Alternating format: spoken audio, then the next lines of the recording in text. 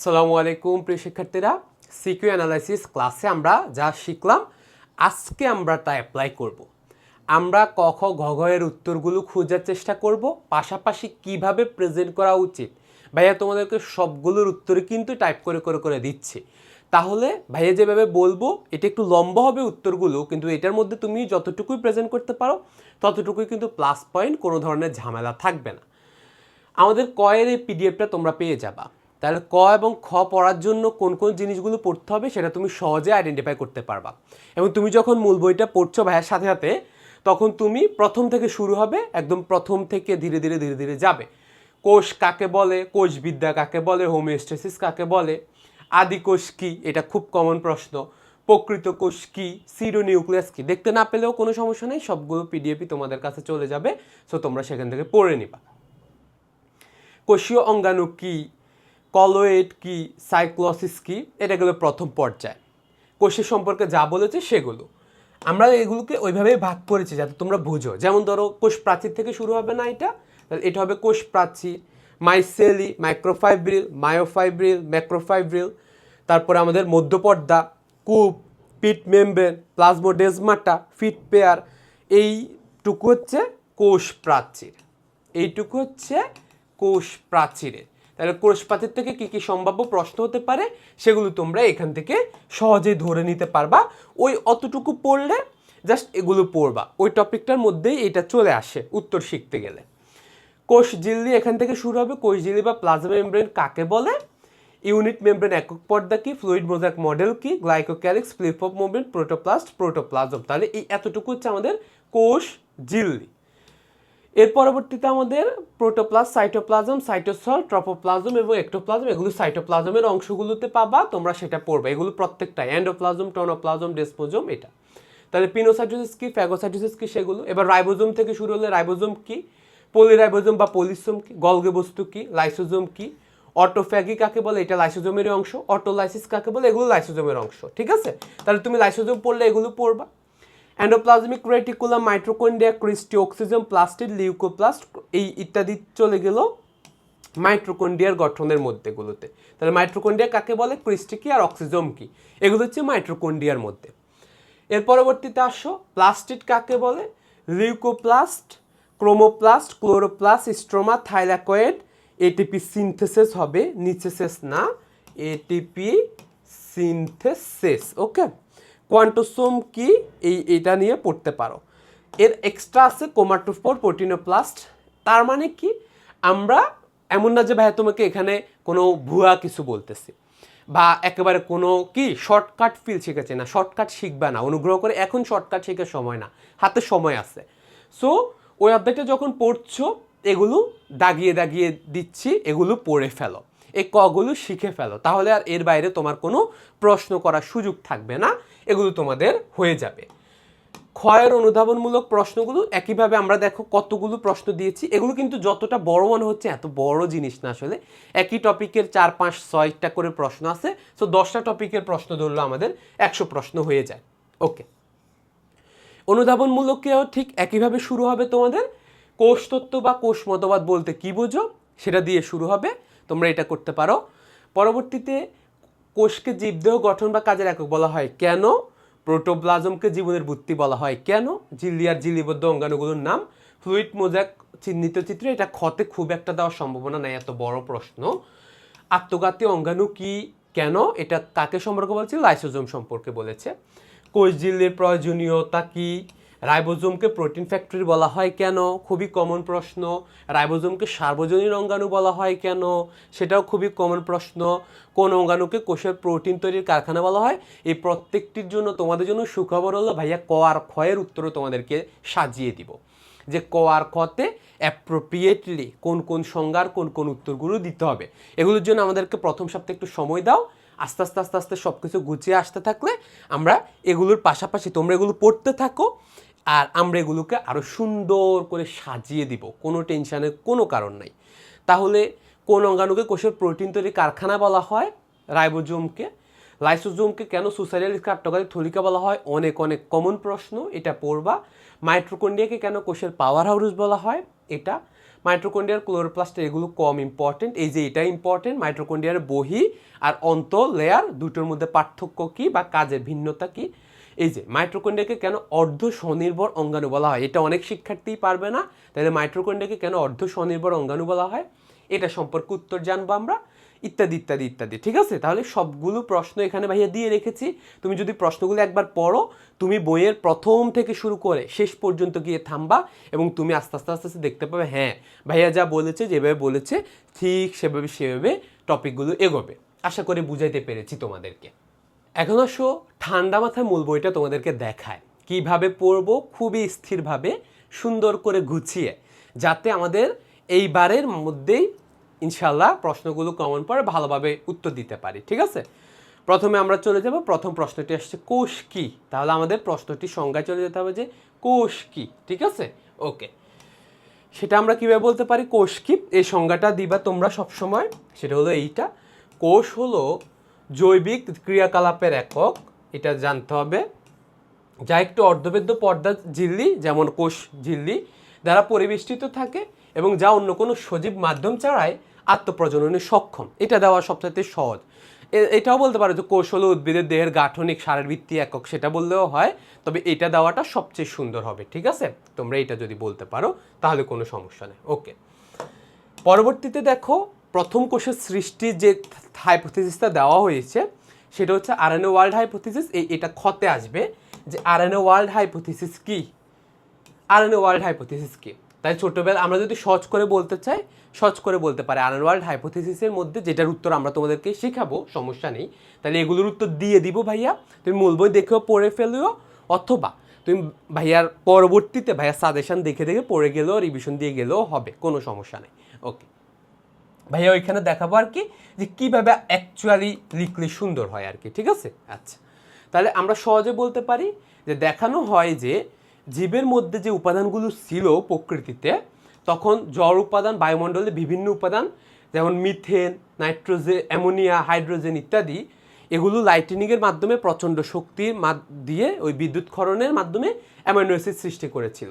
এই অ্যামাইনো অ্যাসিডগুলো পরবর্তীতে এর সাথে গভীর সমুদ্রের কার্বন যৌগ পলিমার সৃষ্টি হয়েছিল, ফসফোলিপিড বাইলেয়ার তৈরি হয়েছিল, এর উপর আরএনএর মাধ্যমে বংশগতি শুরু হয় এবং পরবর্তীতে ডিএনএ কোষঝিল্লি দ্বারা পরিবেষ্টিত হয়ে নিউক্লিয়াস হয়। এভাবেই ধারণা করা হয় যে প্রথমে আরএনএ সৃষ্টি হয়েছে, তারপরে ডিএনএ সৃষ্টি হয়েছে, তারপরেই নতুন উন্নত জীব আসছে। এটাকে বলা আরএনএ ওয়ার্ল্ড হাইপোথিসিস, যে জড়বস্তু থেকে জীববস্তুর সৃষ্টি হওয়া।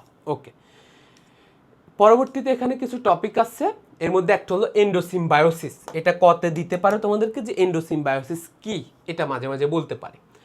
ঘটনাটা হলো এন্ডোসিম্বায়োসিস, এন্ডো মানে হলো অন্তর, সিম্বায়োসিস মিথ্যজীবিতা। এর অর্থ হলো এমন কিছু অঙ্গাণু আছে যেমন মাইটোকন্ড্রিয়া এবং ক্লোরোপ্লাস্ট, প্লাস্টিড, এরা আসলে ধারণা করা হয় ব্যাকটেরিয়া ছিল। তো এরা ব্যাকটেরিয়াটা আমাদের প্রকৃত উদ্ভিদ কোষে প্রবেশ করে সেখানে উদ্ভিদ কোষে এদের দ্বারা উপকৃত হচ্ছে, উদ্ভিদ নিজে সারা শ্বসন করতে পারছে, মাইটোকন্ড্রিয়ার কারণে শ্বসন করতে পারছে, সো উদ্ভিদ কোষের সাথে এরা অভিযোজিত হয়ে গিয়েছে। এজন্য এই দুটো অঙ্গাণুকে এন্ডোসিম্বায়োসিস বলে এবং এই দুটো অঙ্গাণুকে বলা হয় এন্ডোসিম্বায়ন্ট, আর এন্ডোসিম্বায়োসিস হচ্ছে ওই প্রসেসটা আর কি। তাহলে নিউক্লিয়াস বিশিষ্ট একটি পোষক কোষে বায়োবিয় ফটোসিনথেটিক ব্যাকটেরিয়া প্রবেশ করে টিকে থাকার প্রক্রিয়াটিকেই বলা হয় এন্ডোসিম্বায়োসিস। ওকে, এর পরবর্তীতে একটা সহজ প্রশ্ন তোমাদেরকে দেখায়, এই চিত্রটা তোমরা চাইলে একবার দেখতে পারো, তবে এখন আর এই চিত্র আঁকতে দেয় না, আগে দিত ছোটবেলায়, সো তখনকার। হোমিওস্ট্যাসিস কি, এই প্রশ্নটাও আমরা করব, তো সেখানে তোমরা দেখাই দিচ্ছি যে কীভাবে পড়বা প্রথম থেকে। পরিবেশ অবস্থায় তারতম্যের মাঝে কোষের যে অভ্যন্তরীণ স্থিতি রক্ষা থাকে, অর্থাৎ কোষের পিএইচ থেকে শুরু করে কোষের আয়ন ঘনত্ব, এগুলো কোষ ধরে রাখে। তাহলে পরিবেশের চারপাশের অবস্থা তারতম্য হওয়া সত্ত্বেও কোষের অভ্যন্তরীণ অবস্থা স্থিতিশীল অবস্থা রাখাকেই বলা হয় হোমিওস্ট্যাসিস। ঠিক আছে, এটা মনে রাখবো, হোমিওস্ট্যাসিস। হোমিওস্ট্যাটিক লেখা আছে, এটা অবস্থার নামের হিসেবে, নাউন হিসেবে, বাট হোমিওস্ট্যাসিস অ্যাডজেক্টিভ হিসেবে হোমিওস্ট্যাটিক অবস্থা।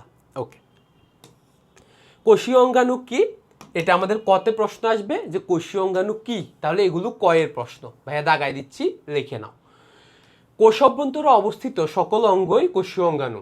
এটা সহজ করে বললে হবে না, আমরা এতটুকু বলবো যে কোষের সাইটোপ্লাজমে বিদ্যমান জীবন্ত কার্য সম্পাদনকারী এবং কোষের জীবন ধারণের জন্য অপরিহার্য অঙ্গসমূহকেই কোষীয় অঙ্গাণু বলে। উদাহরণ দিতে হবে খতে, যদি কোষীয় অঙ্গাণু বলতে কি বোঝায় তখনই উদাহরণ দিবা, কত উদাহরণ দেওয়ার দরকার পড়ে না। Mitochondria, cytoplasm, endoplasm reticulum, ribosome এবং প্লাস্টিড, ওইটা এই 4টা নাম বললেই তোমাদের জন্য আমাদের কোনো সমস্যা নেই, খুশি হয়ে যাবে। ওকে, কোষবিদ্যা কি? কোষ নিয়ে পড়াশোনা করাকে কোষবিদ্যা বলে। এটা কয়ের প্রশ্ন যে কোষবিদ্যা কি, তাহলে আমরা সহজ করে বলতে পারি সহজ ভাষায়, জীববিদ্যার যে শাখায় কোষ সম্পর্কে আলোচনা, অঙ্গাণু, ভৌত রাসায়নিক গঠন, বিভাজন, বিকাশ ইত্যাদি কথা। অর্থাৎ সহজ করে কোষ, কোষের গঠন, কোষের আকার আকৃতি, কোষের কার্যক্রম, কোষের বিভাজন প্রক্রিয়া, কোষের পরিণতি ইত্যাদি সব কিছু নিয়ে গবেষণা করা হয়, তাকে বলা হয় কোষবিদ্যা, সহজ করে বলা চলে। ওকে, কোষবিদ্যার জনককে এমসিকিউতে আসতে পারে কার্ল ফিশ ওয়ানসন। আমি অনুগ্রহ করে এই পিডিএফটা দিয়ে দিব। এই লাল কালি পিডিএফ এর অর্থ হলো এগুলো মেডিকেলের জন্য ইম্পর্টেন্ট, এটা মেডিকেলের জন্য লাগানো বই, সো মেডিকেলের জন্য ইম্পর্টেন্ট, তবে এমসিকিউর জন্য তোমরা এটা কিন্তু কমন পাবা। কোন লাইনগুলো পড়তে হবে সেটার জন্য এই পিডিএফটা আমি তোমাদেরকে দিয়ে দিব, তোমরা চাইলে এটা এক নজর দেখতে পারো। যত বেশি এখন দেখবা তত বেশি তোমাদের ভালো হবে। ওকে, কোষতত্ত্বকে এটা খতে বোঝায়, খতে আসে, কতে আসতে পারে, খতে বেনলি পড়বা, তাহলে ক কমন পড়ে যাবে, কোষতত্ত্ব। ঠিক আছে? ওকে, তাহলে কোষতত্ত্ব 3জন বিজ্ঞানী প্রদান করেন, এটা নিয়ে তো আমরা কথা বলেছি যে জ্যাকব স্লেইডেন, থিওডোর সোয়ান এবং বার্টছু, তারা কোষতত্ত্ব প্রদান। কোষতত্ত্বের কথা হলো জীব কোষ দ্বারা গঠিত, কোষ জীবনের গাঠনিক আর কার্যকরী একক এবং সকল কোষ পূর্বস্থ কোষ থেকে সৃষ্টি, অর্থাৎ জীবিত কোষ থেকে শুধুমাত্র কোষের সৃষ্টি হয়, এটা হচ্ছে কোষতত্ত্বের মূল কথা। তাহলে কোষ হচ্ছে সকল জীব কোষ দ্বারা গঠিত, এটি হচ্ছে সকল জীবের গাঠনিক এবং জৈবিক কার্যক্রমের একক এবং হচ্ছে জীবিত কোষ থেকে কোষ সৃষ্টি হয়, তাহলে সকল কোষ পূর্ববর্তী কোষ দ্বারা সৃষ্টি হচ্ছে, এটা হচ্ছে কোষতত্ত্ব। আমাদের এটা ভালো করে পড়ে যেতে হবে ক্ষয়ের জন্য। ঠিক আছে? ওকে, এবার আসো কোষের প্রকারভেদগুলো। দেহকোষ কি, এটা মাঝে মাঝে আমাদের বলতে হবে। তাহলে জনন কোষ দ্বারা গঠিত নয়, অর্থাৎ জনন কোষ বাদে বাকি অংশগুলোই, তাহলে আমরা সহজ করে বলতে পারি যে সকল কোষ জনন কোষ নয় তাই দেহকোষ, এটা বলার দরকার নেই, বলবা যে জীবদের অঙ্গতন্ত্র যে সকল কোষ দ্বারা গঠিত তাদেরকে জনন কোষ বলে। উদাহরণ কি? মূল, কাণ্ড, পাতার স্নায়ুকোষ, রক্তকণিকা। সহজ কথা, ডিম্বাণু আর শুক্রাণু ছাড়া বাকি যে সকল কোষ আছে সবই জনন কোষ। এটা আমাদের খতে বললে আমরা উদাহরণগুলো দিব, কতে বললে উদাহরণগুলো দিব না। ঠিক আছে? ওকে, একইভাবে আসবে জনন কোষ বা গ্যামিট কি জিনিস, তখন আমরা বলবো যৌন প্রজননের জন্য ডিপ্লয়েড জীবের জননাঙ্গে মায়োসিস প্রক্রিয়ায় উৎপন্ন হ্যাপ্লয়েড সংখ্যক কোষকে গ্যামিট বা জনন কোষ বলে। জামিন কোষ সবসময় হ্যাপ্লয়েড, যেমন ডিম্বাণু আর শুক্রাণু। ঠিক আছে? ওকে, তবে হ্যাপ্লয়েড কোষ এটা অন্য ব্যাপার, হ্যাঁ, জনন কোষ। ওকে, হ্যাপ্লয়েড কোষ যে শুধুমাত্র এরাই, আরও অনেক ধরনের হ্যাপ্লয়েড কোষই আছে। নিউক্লিয়াসের গঠনের ভিত্তিতেও কোষের শ্রেণীবিভাগ করা হয়, এটাও আমাদের কত দিতে পারে যে আদিকন্দ্রিক বা আদিকোষ কি, প্রকৃত কোষ কি। তাহলে আদিকোষ বলবো যে সকল কোষে কোনো আবরণী বস্তিত নিউক্লিয়াস, অঙ্গাণু, এমনকি আবরণী বিশিষ্ট বলা দরকার নেই, অঙ্গাণু থাকে না, তাই হলো আদিকোষ। এছাড়া আরও বলতে পারি, শুধু এইটা না, এটা আর কি মেইন কথা যে এটা থাকে না। ওকে, প্রকৃত কোষ কি? তাহলে প্রকৃত কোষে আমরা বলতে পারি যে সকল কোষে আবরণ বৈশিষ্ট্য নিউক্লিয়াস থাকে, এর পাশাপাশি শুধু আবরণ বৈশিষ্ট্য নিউক্লিয়াস ব্যাপারটা এমন না, প্রকৃত নিউক্লিয়াস, এইটা সুগঠিত নিউক্লিয়াস থাকতে হবে আবরণ বৈশিষ্ট্য, এটা হচ্ছে মেইন কথা, এটাকে বলে সুকেন্দ্রিক বা প্রকৃত কোষ, এটাই আমাদের জানার বিষয়।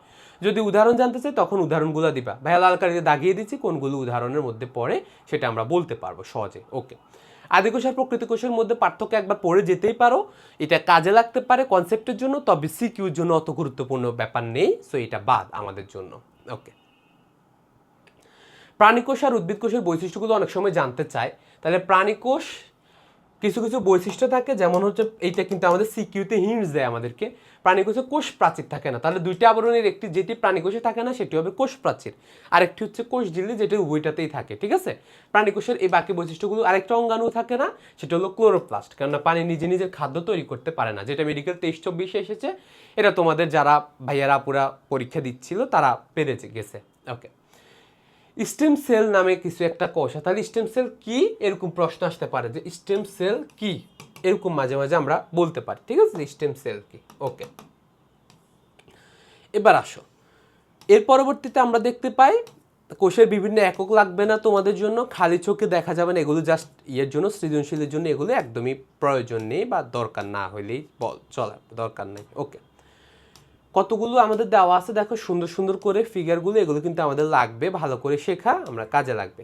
এটা হচ্ছে কনসেপ্টের জন্য আমাদের লেভেলে এটা না পড়লেও চলবে তোমাদের।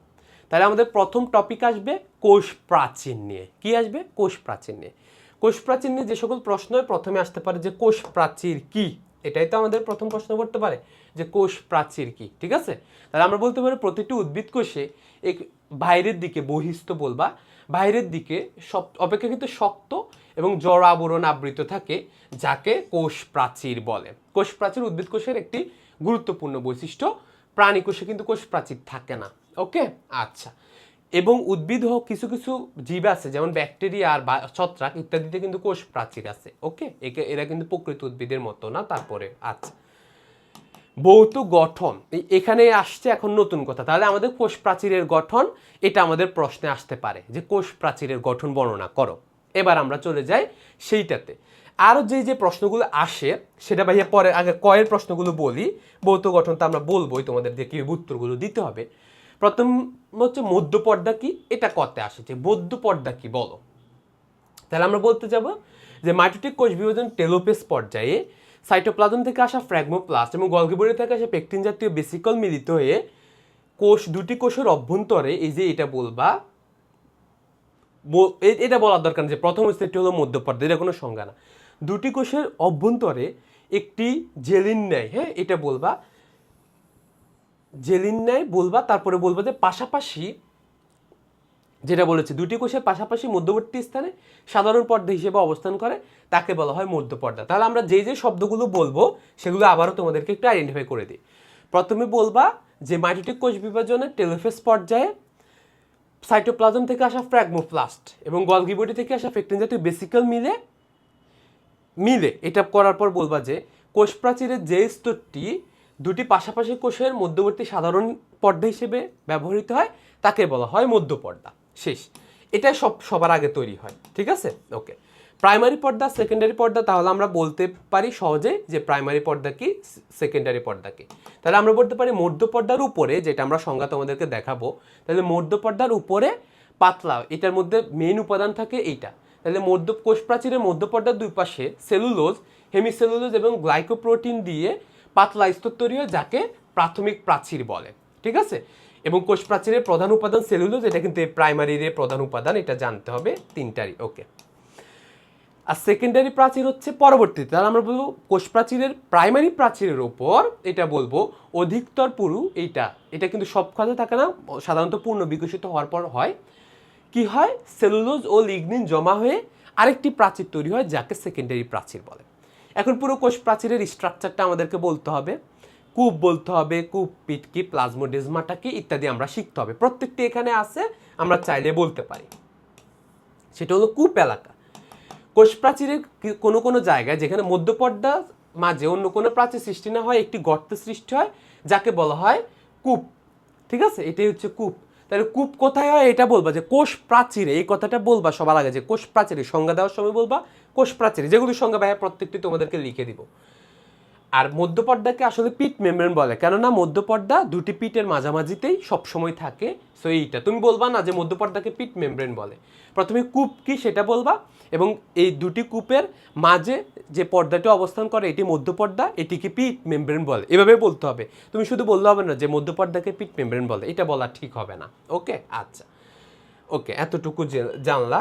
এরপরে সর্বশেষ যেটা থাকে সেটা হলো প্লাজমোডেজমাটা। তখন বলবা কোষ প্রাচীরের কূপ অঞ্চলে সূক্ষ্ম ছিদ্রপদে সাইটোপ্লাজমিক সংযোগ স্থাপিত হওয়াকে শুধু হয় এটা লিখবে না, হওয়াকেই প্লাজমোডেজমাটা বলে। তাহলে আমরা মোটামুটি পেয়ে গেছি ভাইয়া সব কিছুই।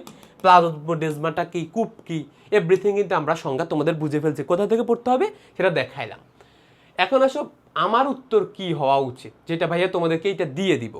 তোমরা এইটা ভালো করে পড়বা, এইটা খুব গুরুত্বপূর্ণ তোমাদের জন্য, যেটা তোমাদের কাজে লাগবে। ঠিক আছে, এখন আসো কিভাবে কোষ প্রাচীরের প্রশ্নগুলোর উত্তর দেওয়া উচিত, কোন ভাবে, যেটা ভাইয়া তোমাদেরকে রেডি করেছি এক্সক্লুসিভলি ধরে কোষ প্রাচীর কি সংজ্ঞা দিয়ে দিয়েছি, যে কোষ প্রাচীর কি, কোষ বলতে কি বোঝায় যদি এরকম বলে তখন তোমরা ওইভাবে বলবো। কোষ প্রাচীর বলতে কি বোঝায় যদি এরকম বলে, কোষ বলতে না, তখন এই নিচের অংশটুকু অ্যাড করবা। সংজ্ঞা তো অবশ্যই দিতে হবে। আমাদের প্রশ্নে যেটা বলে বেশিরভাগ ক্ষেত্রে সেটা বলে কোষ প্রাচীরের ভৌত গঠন।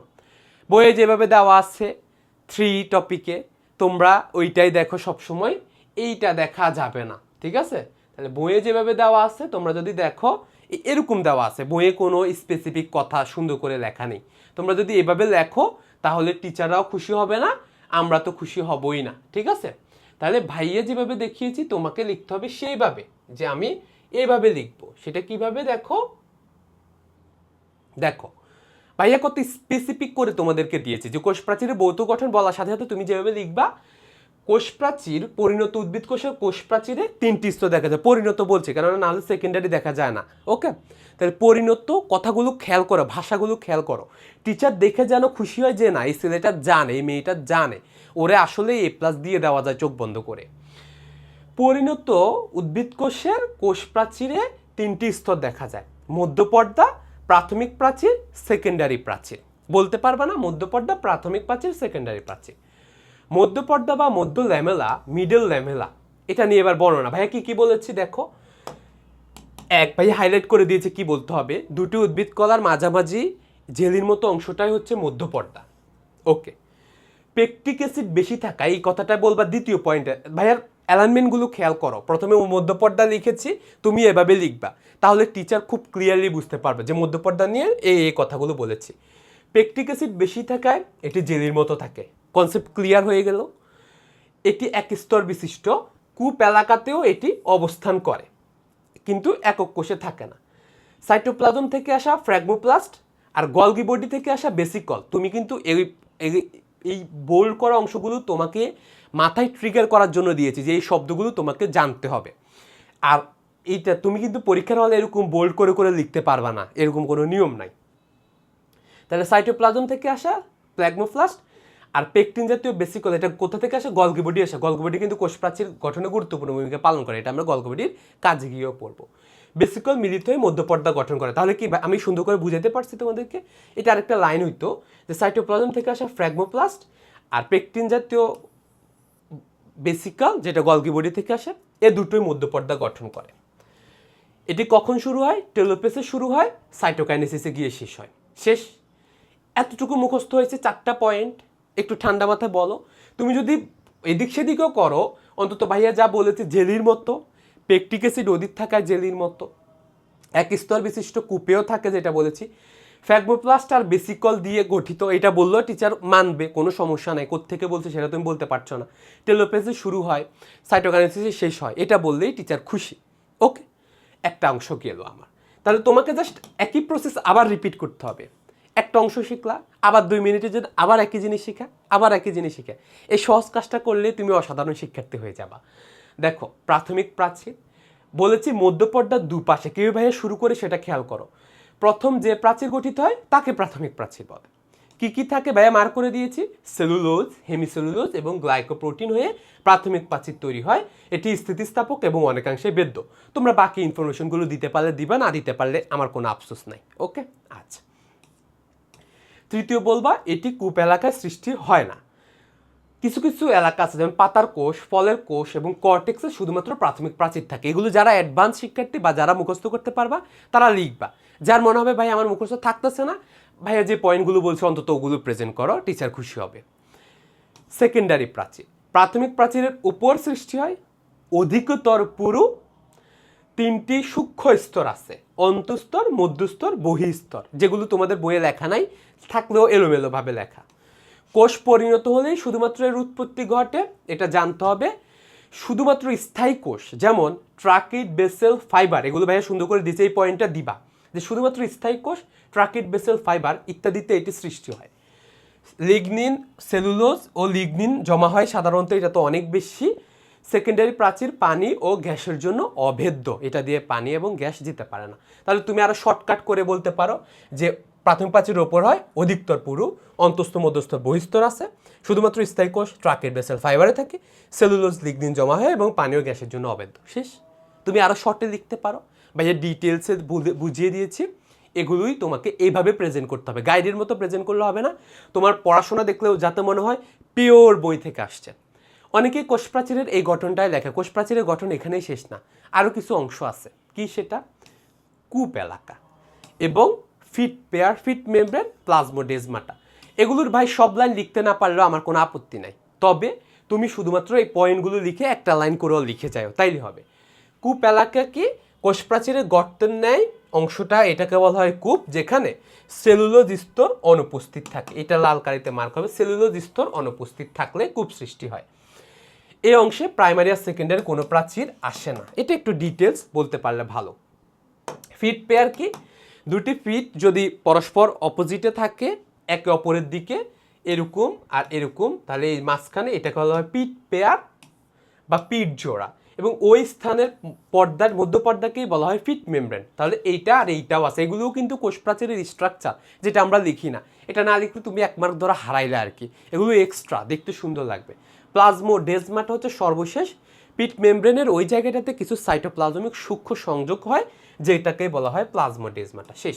তুমি এই নামগুলো বলবা আর বলবা যে অতি সূক্ষ্ম ছিদ্র যার মধ্যে সাইটোপ্লাজম দ্বারা দুটি কোষের সাইটোপ্লাজম সংযুক্ত থাকে, এই লাইনটা বলতে পারলেও হবে। আমার কথা কি বুঝতে পেরেছো? কালকে ভাইয়া এগুলো ধরে ধরে তোমাদেরকে নোট করছি, যে তোমাদের জন্য দেখো কত গোছানো উত্তর, কত অ্যাকুরেট উত্তর। দেখতে সুন্দর লাগতে হবে, দেখতে প্রেজেন্টেশন সুন্দর হইতে হবে, এবং বইয়ের ইনফরমেশন হইতে হবে। কোনো ধরনের গাইড ভিত্তিক মুখস্থ উত্তর লিখলে হবে না, সবার মতো মধ্যপর্যায়ে র্যান্ডম পয়েন্টের মতো লিখলে হবে না। এইভাবে ভাইয়ার মতো করে অ্যালাইনমেন্ট শিখতে হবে। এগুলো ভাইয়া স্যাম্পল দিলাম, তোমরা শিখবা যে এটার পর এভাবে বাইরের দিকে করা, এটার পর একটু বাইরে থেকে শুরু করা, এরপর এটা বাইরে থেকে শুরু করা, এরপর পয়েন্ট দেওয়া। তাহলে টিচার স্পষ্ট করে, যে কোনো টিচার যদি এটার উপর দিয়ে যায়, টিচার বুঝতে পারতেছে তুমি কি নিয়ে লিখতেছো। মধ্য পর্দা, প্রাথমিক পর্দা, এটা প্রাইমারি, টিচার বুঝে গেছে যে এ পারবে। টিচার কি সব লাইন বাই লাইন পড়ে নাকি? না, কিন্তু তুমি ভুল হইলে টিচার ঠিকই বুঝবে। সো এই জন্য এটা দিয়ে দেখবে যে এভাবে 4, 3 শেষ। ওকে,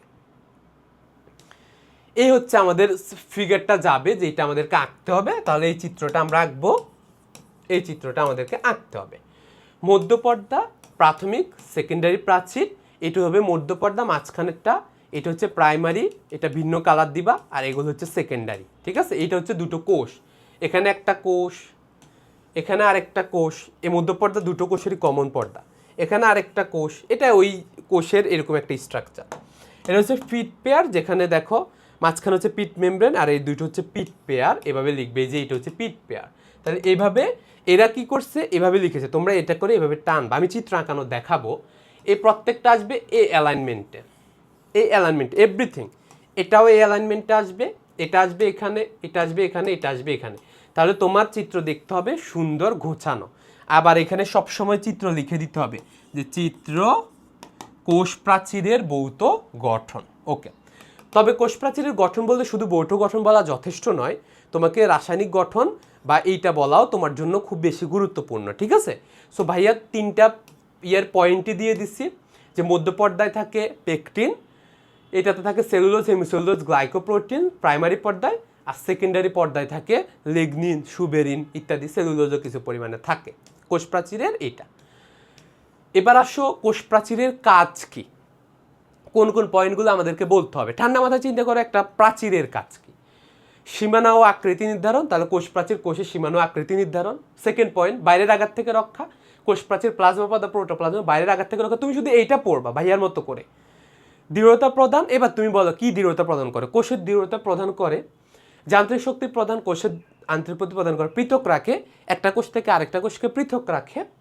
পানীয় খনিজ লবণ আদান প্রদান, তাহলে কোষ প্রাচীর যেহেতু বেদ্য, এটার মধ্য দিয়ে পানীয় খনিজ লবণ আদান প্রদান হতে পারে দুটি কোষের মধ্যে। কোষ বিভাজন, কোষ বিভাজনের জন্য সম্পূর্ণ হওয়ার জন্য অবশ্যই কোষ প্রাচীর গুরুত্বপূর্ণ। কোষ প্রাচীর কমপ্লিট হলে কোষ বিভাজন গেলগা, এইটা। তারপর আছে রোগ প্রতিরোধে সহায়তা করে। কোষ প্রাচীর কী কী কাজ? শোষণ, প্রচ্ছেদন, সংবহন, সংরক্ষণ ইত্যাদি করে। তাহলে এই যে তুমি জাস্ট এগুলো পড়লা, পড়ে লেখো ভাইয়ার এটা বসে থাকলে হবে না। কোষ প্রাচীরের কাজ পরীক্ষায় এসে গেছে, কোষ প্রাচীরের গঠন পরীক্ষায় এসে গেছে, কিভাবে প্রেজেন্ট করবা সেটা শিখো। ভাইয়া কিন্তু শিখাই দিছি যে কীভাবে প্রেজেন্ট করবা। এবার এটা লেখো, তাহলে তোমার একটা প্রশ্নের উত্তর ইজি হয়ে গেল। ওকে, এরপরের টপিকটা আসো প্রোটোপ্লাস্ট। সৃজনশীল আসবে না, শুধু ক আর খ। প্রোটোপ্লাস্ট কি এটা যদি আমাদেরকে বলতে চায়, এটা কিন্তু আমাদেরকে মাথায় রাখতে হবে। প্রোটোপ্লাস্টের কনসেপ্টটা বুঝতে হবে।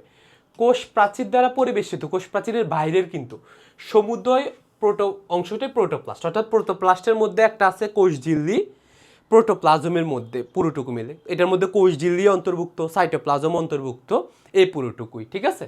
তাহলে এই টেকটা আমাদের মাথায় রাখতে হবে। আচ্ছা, মাঝে মাঝে প্রশ্ন পড়ে প্রোটোপ্লাজম কি? তাহলে কোষের এই যে কোষ প্রাচীরের ভিতরে কোষের অভ্যন্তরে অর্ধ স্বচ্ছ পুরোটুকু সাদা না, আঠালো জেলির ন্যায় কলয়েডাল, এটিকে বলা হয় প্রোটোপ্লাজম। সহজ করা, এটার অপর নাম কিন্তু সার্কোড, এটা জানতেই হবে, এটা এমসিকিউতে আসতে পারে। ওকে, এখন আমাদের ক্ষতে একটা প্রশ্ন করে কোষ প্রাচীরকে জীবনের ভৌতভিত্তি বলা হয়, প্রোটোপ্লাজমকে জীবনের ভৌতভিত্তি বলা হয় কেন? এটা এখানে লেখা আছে কেন, কিন্তু সমস্যা হলো তোমরা যে উত্তর দাও সেটা আমার পছন্দ হয় না। কেন পছন্দ হয় না? তোমরা বলো প্রোটোপ্লাজমকে জীবনের ভৌতভিত্তি বলা হয় কারণ প্রোটোপ্লাজম বা কোষের তথা দেহের সকল মৌলিক জৈবিক কার্যাদি সম্পন্ন হয়। হোয়াট ইজ মৌলিক যৌগিক কার্যাদি? তুমি এখানে ভাইয়ের মতো করে বলবা, কারণ এটাতে কোষের সালোক সংশ্লেষণ, কোষের শ্বসন, কোষের পরিপাক, কোষের আত্তীকরণ থেকে শুরু করে খাদ্য গ্রহণ, বিপাক যা আছে এভরি প্রসেস। তাহলে খাদ্য গ্রহণ, বিপাক, তার মানে সালোক সংশ্লেষণ, রেসপিরেশন, হ্যাঁ, প্রস্বাদন, এভরিথিং। তাহলে খাদ্য গ্রহণ, বিপাক, খাদ্য পরিবহন, বন্টন সহ সকল ধরনের জৈবিক বিক্রিয়া, একদম জৈব রাসায়নিক সকল ধরনের বিক্রিয়া কিন্তু এটাতে হয়। রেপ্লিকেশন, ট্রান্সক্রিপশন, ট্রান্সলেশন সব কিছুই এটার মধ্যে। তো প্রোটোপ্লাজমের মধ্যেই তো বিভিন্ন অঙ্গাণুতে হইলেও তুমি বলবা স্যার রেসপিরেশন, ট্রান্সক্রিপশন এগুলো তো অন্য জায়গায় হয়, কিংবা আপনার পাওয়ার হাউস মাইটোকন্ড্রিয়াতে রেসপিরেশন হয়, কিংবা এগুলো তো প্রোটোপ্লাজম সবই তো এটার মধ্যে। সেই জন্য এটাকেই বলা হয় জীবনের ভৌতভিত্তি, ঠিক আছে? এটার মধ্যে তাহলে কি কি বিক্রিয়া সেটার নাম না বললে আমি কিভাবে বুঝবো যৌবিক মৌলিক কার্যাদি কি? এটাই আমি তোমাকে উত্তর জানতে চাইবো, এটাই আমি তোমাদেরকে লিখে দিব যে এইটা বলতে হবে, হ্যাঁ, যেটা এখানে লেখা নেই বা মাঝে মাঝে থাকে। তাহলে এগুলো তোমাদেরকে ভালো করে বলতে হবে যে এটাতে কি কি বিক্রিয়া ঘটে, তখন টিচার খুশি হবে যে হ্যাঁ। তাহলে এইটা গেল আরেকটা প্রশ্ন, দেখো এটা প্রোটোপ্লাজমের চলন, এটা বলা সাইক্লোসিস, এটা আমাদের কয়ের প্রশ্ন। তাহলে সাইক্লোসিস কি এটা বলতে হবে। তাহলে কোষ প্রাচীরযুক্ত প্রোটোপ্লাজমে জলস্রোতের মতো বিশেষ ধরনের চলন দেখা যায়, যে চলন এভাবে বলবা না, চলন দেখা যায় তাকে আবর্তন বা সাইক্লোসিস বলে, আবর্তন বা সাইক্লোসিস বলে। সহজ প্রশ্নের সহজ উত্তর। ওকে, এতটুকুই। এবার হচ্ছে প্লাজমা মেমব্রেন বা কোষঝিল্লি। প্রথম কতে প্রশ্ন আসে প্লাজমা মেমব্রেন বা কোষঝিল্লি কি? তাহলে আমরা সহজে বলতে পারি প্রতিটি সজীব কোষের প্রোটোপ্লাজম যে সূক্ষ্ম স্থিতিস্থাপক বৈষম্যবেদ্য, এইটার কতগুলো কথা বলতে হবে। এটা একটি স্থিতিস্থাপক বৈষম্যবেদ্য, অর্থাৎ এর মধ্যে দিয়ে তরল আদান প্রদান করতে পারে বা বিভিন্ন পদার্থ আদান প্রদান করতে পারে। লিপোপ্রোটিন দ্বারা আবৃত, এটা দ্বিস্তরী। যে ঝিল্লি দ্বারা আবৃত থাকে তাকে প্লাজমা মেমব্রেন বা কোষঝিল্লি বলে। এটা অত্যন্ত গুরুত্বপূর্ণ একটা সংজ্ঞা। তাহলে কতগুলো শব্দ শিখলেই তুমি এটার উত্তর দিতে পারছো। এটাকে বায়োমেমব্রেন বা প্লাজমা লেভেল বলে, এটা এমসিকিউতে ভালো করে শিখবা। ওকে, পিনোসাইটিক ফোস্কা পিনোসাইটোসিস সামনে আছে। ভৌত গঠন, এটার মধ্যে এটার যে মডেলটা সেটাই তোমাদেরকে বলতে হবে, এটা একটু ভালো করে জানতে হবে। সেটা হলো ফ্লুইড মোজাইক মডেল, এটা তোমাদেরকে জানতে হয়। ফ্লুইড মোজাইক মডেল বলতে কি বোঝায়, এটা হচ্ছে আমাদের ক্ষয়ের প্রশ্ন, যে ফ্লুইড মোজাইক মডেল বলতে কি বোঝায়, ঠিক আছে? তাহলে জে এস সিঙ্গল এবং ডিএল নিকলসন বা G L Nicolson, S J Singer আর জিএল নিকলসন মিলে যে মডেলটা দেন, এটার কয়েকটা কথা বলতে, যে ফ্লুইড মোজাইক কেন। প্রথমে তোমাদেরকে কিছু কথা বলতে হবে। একটা হলো এইটা আইসবার্গ মডেল কেন সেটাও বলতে হবে, অথবা ফ্লুইড মোজাইক মডেল কেন। এখানে ফ্লুইড কি, তাহলে কোষঝিল্লির ফ্লুইড হচ্ছে এটার পুরো ফসফোলিপিডগুলো, ঠিক আছে? ফ্লুইড হলো পুরো ফসফোলিপিডগুলো, আর এটা হচ্ছে আমাদের পুরো পানি, একদম মনে হচ্ছে এটা। আর এর মধ্যে কিছু কিছু প্রোটিন থাকে, ভাসমান ভাসমান ভাসমান। তাহলে ফ্লুইড হচ্ছে পুরো ফসফোলিপিড, আর প্রোটিন হচ্ছে ভাসমান হিমশৈলের মতো। এই জন্য এটাকে আইসবার্গ মডেল বলে। আইস যেমন একটা সমুদ্রের পানি, তার মধ্যে আইস ভাসতেছে এরকম। তাহলে বলবা যে বিভিন্ন ধরনের প্রোটিন, যেমন পেরিফেরাল ইন্টিগ্রাল প্রোটিন, এগুলোর বিন্যাস থাকে। এই জন্য এটাকে বলা হয় আইসবার্গ মডেল, যেটা ভাইয়া শিখাবো সামনে। অন্যদিকে ফ্লুইড মোজাইকে, ফ্লুইড বললাম তো যে ফসফোলিপিড বাইলেয়ারের, এইটা খুব ইম্পর্টেন্ট ফ্লুইড। এখানেই তুমি এই যে প্রোটিন পাচ্ছ, কোলেস্টেরল পাচ্ছ, গ্লাইকোক্যালিক্স, গ্লাইকোলিপিড পাচ্ছ, এই যে নানা ধরনের গঠন একত্রে, এটা দেখতে মোজাইকের মতো। এই নাম হচ্ছে ফ্লুইড মোজাইক মডেল, ঠিক আছে? ওকে, এবার আসো এটার গঠনটা কি সেটা ভাইয়া দেখাবো না, কেননা ভাইয়া তো একটা উত্তর রেডি করেছি তোমাদের জন্য চিত্র সহ, তো তোমরা সেখানে পড়বা। মেমব্রেন প্রোটিনের কাজ কি এটাও আর ভাইয়া বলছি না। সেটা ভাইয়া ওইখানে পাবা। সো আর এটা বলার দরকার পড়ছে না তোমাদেরকে। ওকে, একটা কথা আসবে, সেটা হলো ফ্লিপ ফ্লপ মুভমেন্ট। তাহলে এটাও শিখবা যে ফ্লিপ ফ্লপ মুভমেন্ট। তাহলে কোষ ঝিল্লির গবেষণায় দেখা গিয়েছে, এসব বলবা না। কোষ ঝিল্লি তরল পদার্থে আচরণ করে, অর্থাৎ লিপিড অণু তরল পদার্থে ঝিল্লির এক স্থান থেকে আরেক স্থানে পরিবর্তন করে, এটিকেই বলা হয় ফ্লিপ ফ্লপ মুভমেন্ট। এরকম করে এরা বারবার এদিক সেদিক নড়াচড়া করতে থাকে। ওকে, আচ্ছা, কাজ কি এগুলো নিয়ে পড়ার দরকার নেই। কেন? কারণ এগুলো ভাইয়া অলরেডি নোট করে দিয়েছি, সেখান থেকে ভাইয়া দেখাবো এটা কি কাজ করে। ওকে, এবার হচ্ছে কোষ ঝিল্লির বিভিন্ন অবস্থা হইতে পারে। একটা হলো কোষ ঝিল্লি এরকম উঁচু হয়ে বের হয়ে যেতে পারে ওই জায়গাটাতে, অর্থাৎ যদি এরকম হয় যে অন্তরের এপিথেলিয়াম কোষের মুক্ত প্রান্তের কোষ ঝিল্লি ক্ষুদ্র ক্ষুদ্র ক্ষুদ্র ক্ষুদ্র অভিক্ষেপ তৈরি করে। দেখা গেল কোষ ঝিল্লি এরকম করে এরকম ছোট ছোট ছোট ছোট হাতের মতো তৈরি করে, আঙ্গুলের মতো, এগুলোকে বলা হয় মাইক্রোবিলাই। ওকে, আচ্ছা, মাইক্রোবিলাই। কোনো কোনো জায়গায় টনোফ্রাইবেল, টনোফ্রাইবেল হচ্ছে কোষ ঝিল্লির মাঝখানে ইয়াতে গহ্বর স্থান, কোষ গহ্বর থাকে ওই জায়গার আবরণ, ওই জায়গাটাতে কোনো কোনো স্থানে দেখা যায় যে বৃত্তাকার অঞ্চল আছে, যেটাকে বলা হয় ডেসমোসোম। লাগবে না, ফ্যাগোসাইটোসিস লাগবে। তাহলে কোষের কঠিন খাদ্য এটা হজম করার প্রক্রিয়াকে বলা হয়, এটা গহ্বর সৃষ্টি করে, এটা একটা প্রসেস আছে। তাহলে কোষের কঠিন খাদ্যদ্রব্যগুলোকে হজম করে ফেলার প্রক্রিয়াকে বা ফ্যাগোসাইটিক বেসিকল সৃষ্টি করে শেষ করে দেওয়ার প্রক্রিয়াকে বলা হয় ফ্যাগোসাইটোসিস। আর তরল পদার্থ কোষ ঝিল্লির স্থানে, তাহলে কোষের তরল পদার্থ গঠন করার প্রক্রিয়াকেই গ্রহণ করার প্রক্রিয়াকেই বলা হয় ফিনোসাইটোসিস। এই দুটো টার্ম আমাদেরকে জানতে হবে। ওকে, কোষ ঝিল্লি আর কোষ প্রাচীরের মধ্যে পার্থক্য এটা তোমরা পড়িয়েই দিছি। এটা দুটো প্রাচীরের মধ্যে পার্থক্য, এটা তোমরা ভালো করে বলতে হবে, সহজ করে। জ্বর অজর, শুধুমাত্র এটা শিখবা, এটা শিখবা। সজীবতা, এটা জ্বর, এটা মানে এটা সজীব, এটা সজীব না। তাহলে এটা সজীব না, এটা সজীব। অবস্থান, এটা সবার বাইরে, এটা এর ভিতরে।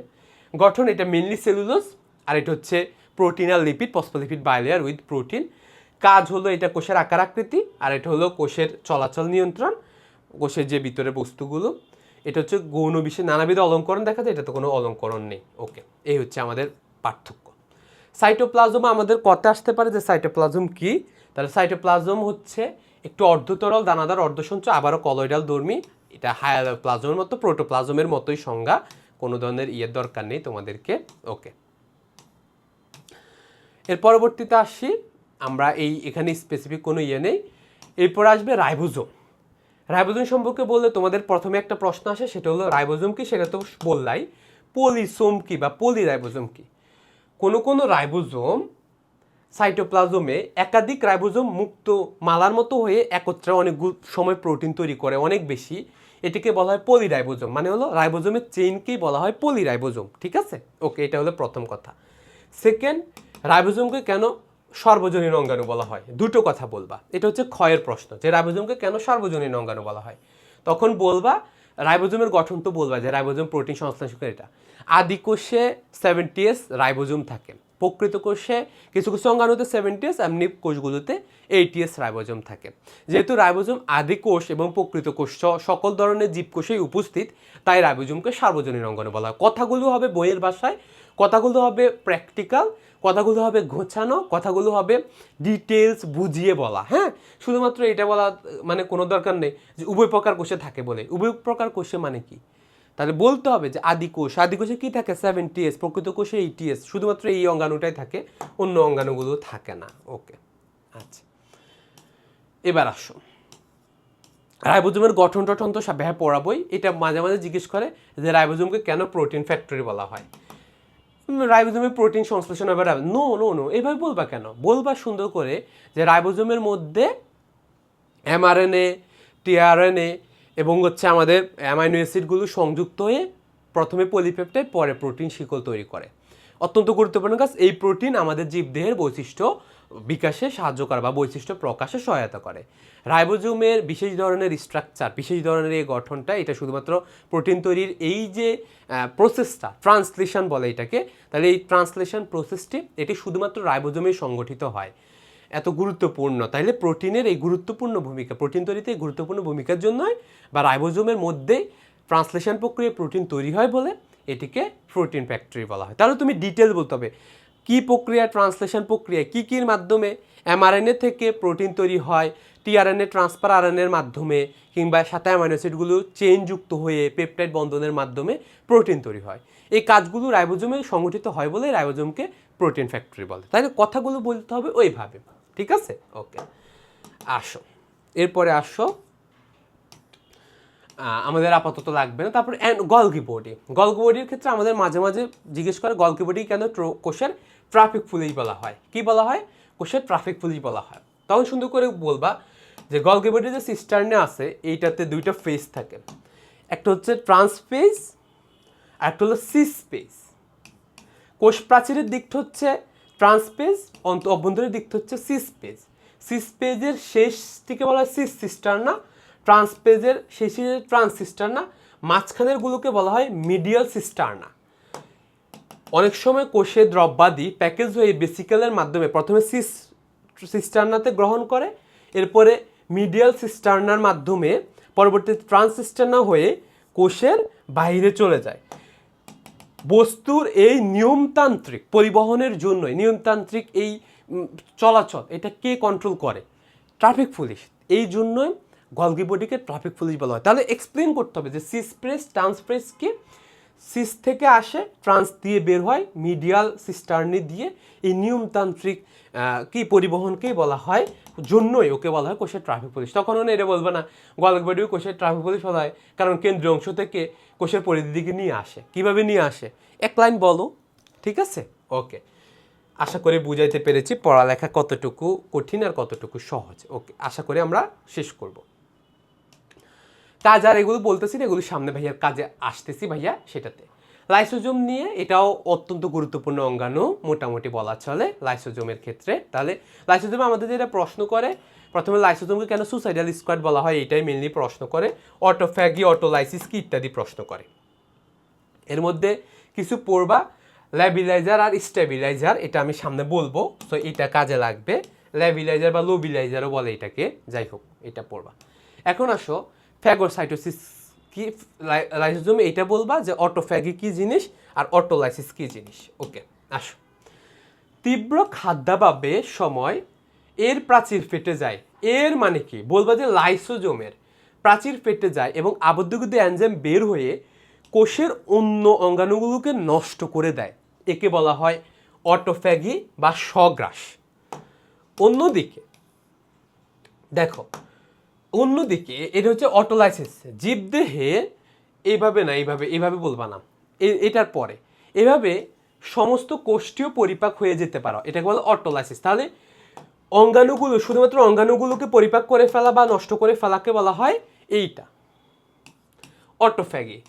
আর যদি সেটা না করে ও এভাবে পুরো কোষকে লাইসিস করে ফেলে, ভেঙে দেয়, তাহলে লাইসোজোমের এনজাইমগুলো বিদীর্ণ হয়ে সম্পূর্ণ কোষকে গ্রাস করে ফেলাকে বা লাইসিস করে ফেলাকে, ভেঙে ফেলাকে এটিকেই বলা হয় অটোলাইসিস। অটোলাইসিস আর অটোফ্যাগির বুঝতে পেরেছো? এটা হচ্ছে অঙ্গাণুগুলোকে কোষ থাকে আর এটা কোষ সহ খেয়ে ফেলে, কোষ সহ নষ্ট করে ফেলে, এটাকে বলে অটোলাইসিস। এটা আমাদের লাগবে, এই দুটো প্রশ্নে আমাদের বলে এটার কাজ কি কি সেটা তো ভাইয়া বলবো। এন্ডোপ্লাজমিক রেটিকুলাম আমাদের জন্য অত গুরুত্বপূর্ণ ব্যাপার না, সো এটা তোমরা চাইলেই যতটুকু দিয়েছি এর বাইরে দরকার নেই। ওকে, মাইটোকন্ড্রিয়া নিয়ে দুটো প্রশ্ন আসে, সেটা হলো মাইটোকন্ড্রিয়া কেন পাওয়ার হাউস বলা হয়। স্টুডেন্টরা বলে কোষের যাবতীয় শক্তি সরবরাহ করে বলে। আচ্ছা, বলবা সুন্দর করে যে সালোক সংশ্লেষণ প্রক্রিয়ায় যে উৎপন্ন খাদ্য সেগুলো কোষের বিভিন্ন পদ্ধতিতে শক্তি উৎপন্ন করে। এর মধ্যে ক্রেবস চক্র, ফ্যাটি অ্যাসিড চক্র, এগুলো সব এখানে ঘটে। ইলেকট্রো ট্রান্সপোর্ট চেন প্রত্যেকটি মাইটোকন্ড্রিয়ায় রয়েছে এবং প্রত্যেকটি শক্তি উৎপাদনের সাথে জড়িত। এজন্য তাহলে কোষের সালোক সংশ্লেষণে যে কোনো বস্তুর জারণ এবং পরবর্তীতে সেটা থেকে শক্তি উৎপাদন বা এটিপি উৎপাদন করার প্রসেসগুলো সেগুলো মাইটোকন্ড্রিয়ায় সম্পূর্ণ হয় বলে মাইটোকন্ড্রিয়াকে কোষের পাওয়ার হাউস বলা হয়। এক লাইন বলতে হইব যে কোষের শক্তি উৎপাদন করে বলে মাইটোসিস পাওয়ার হাউস।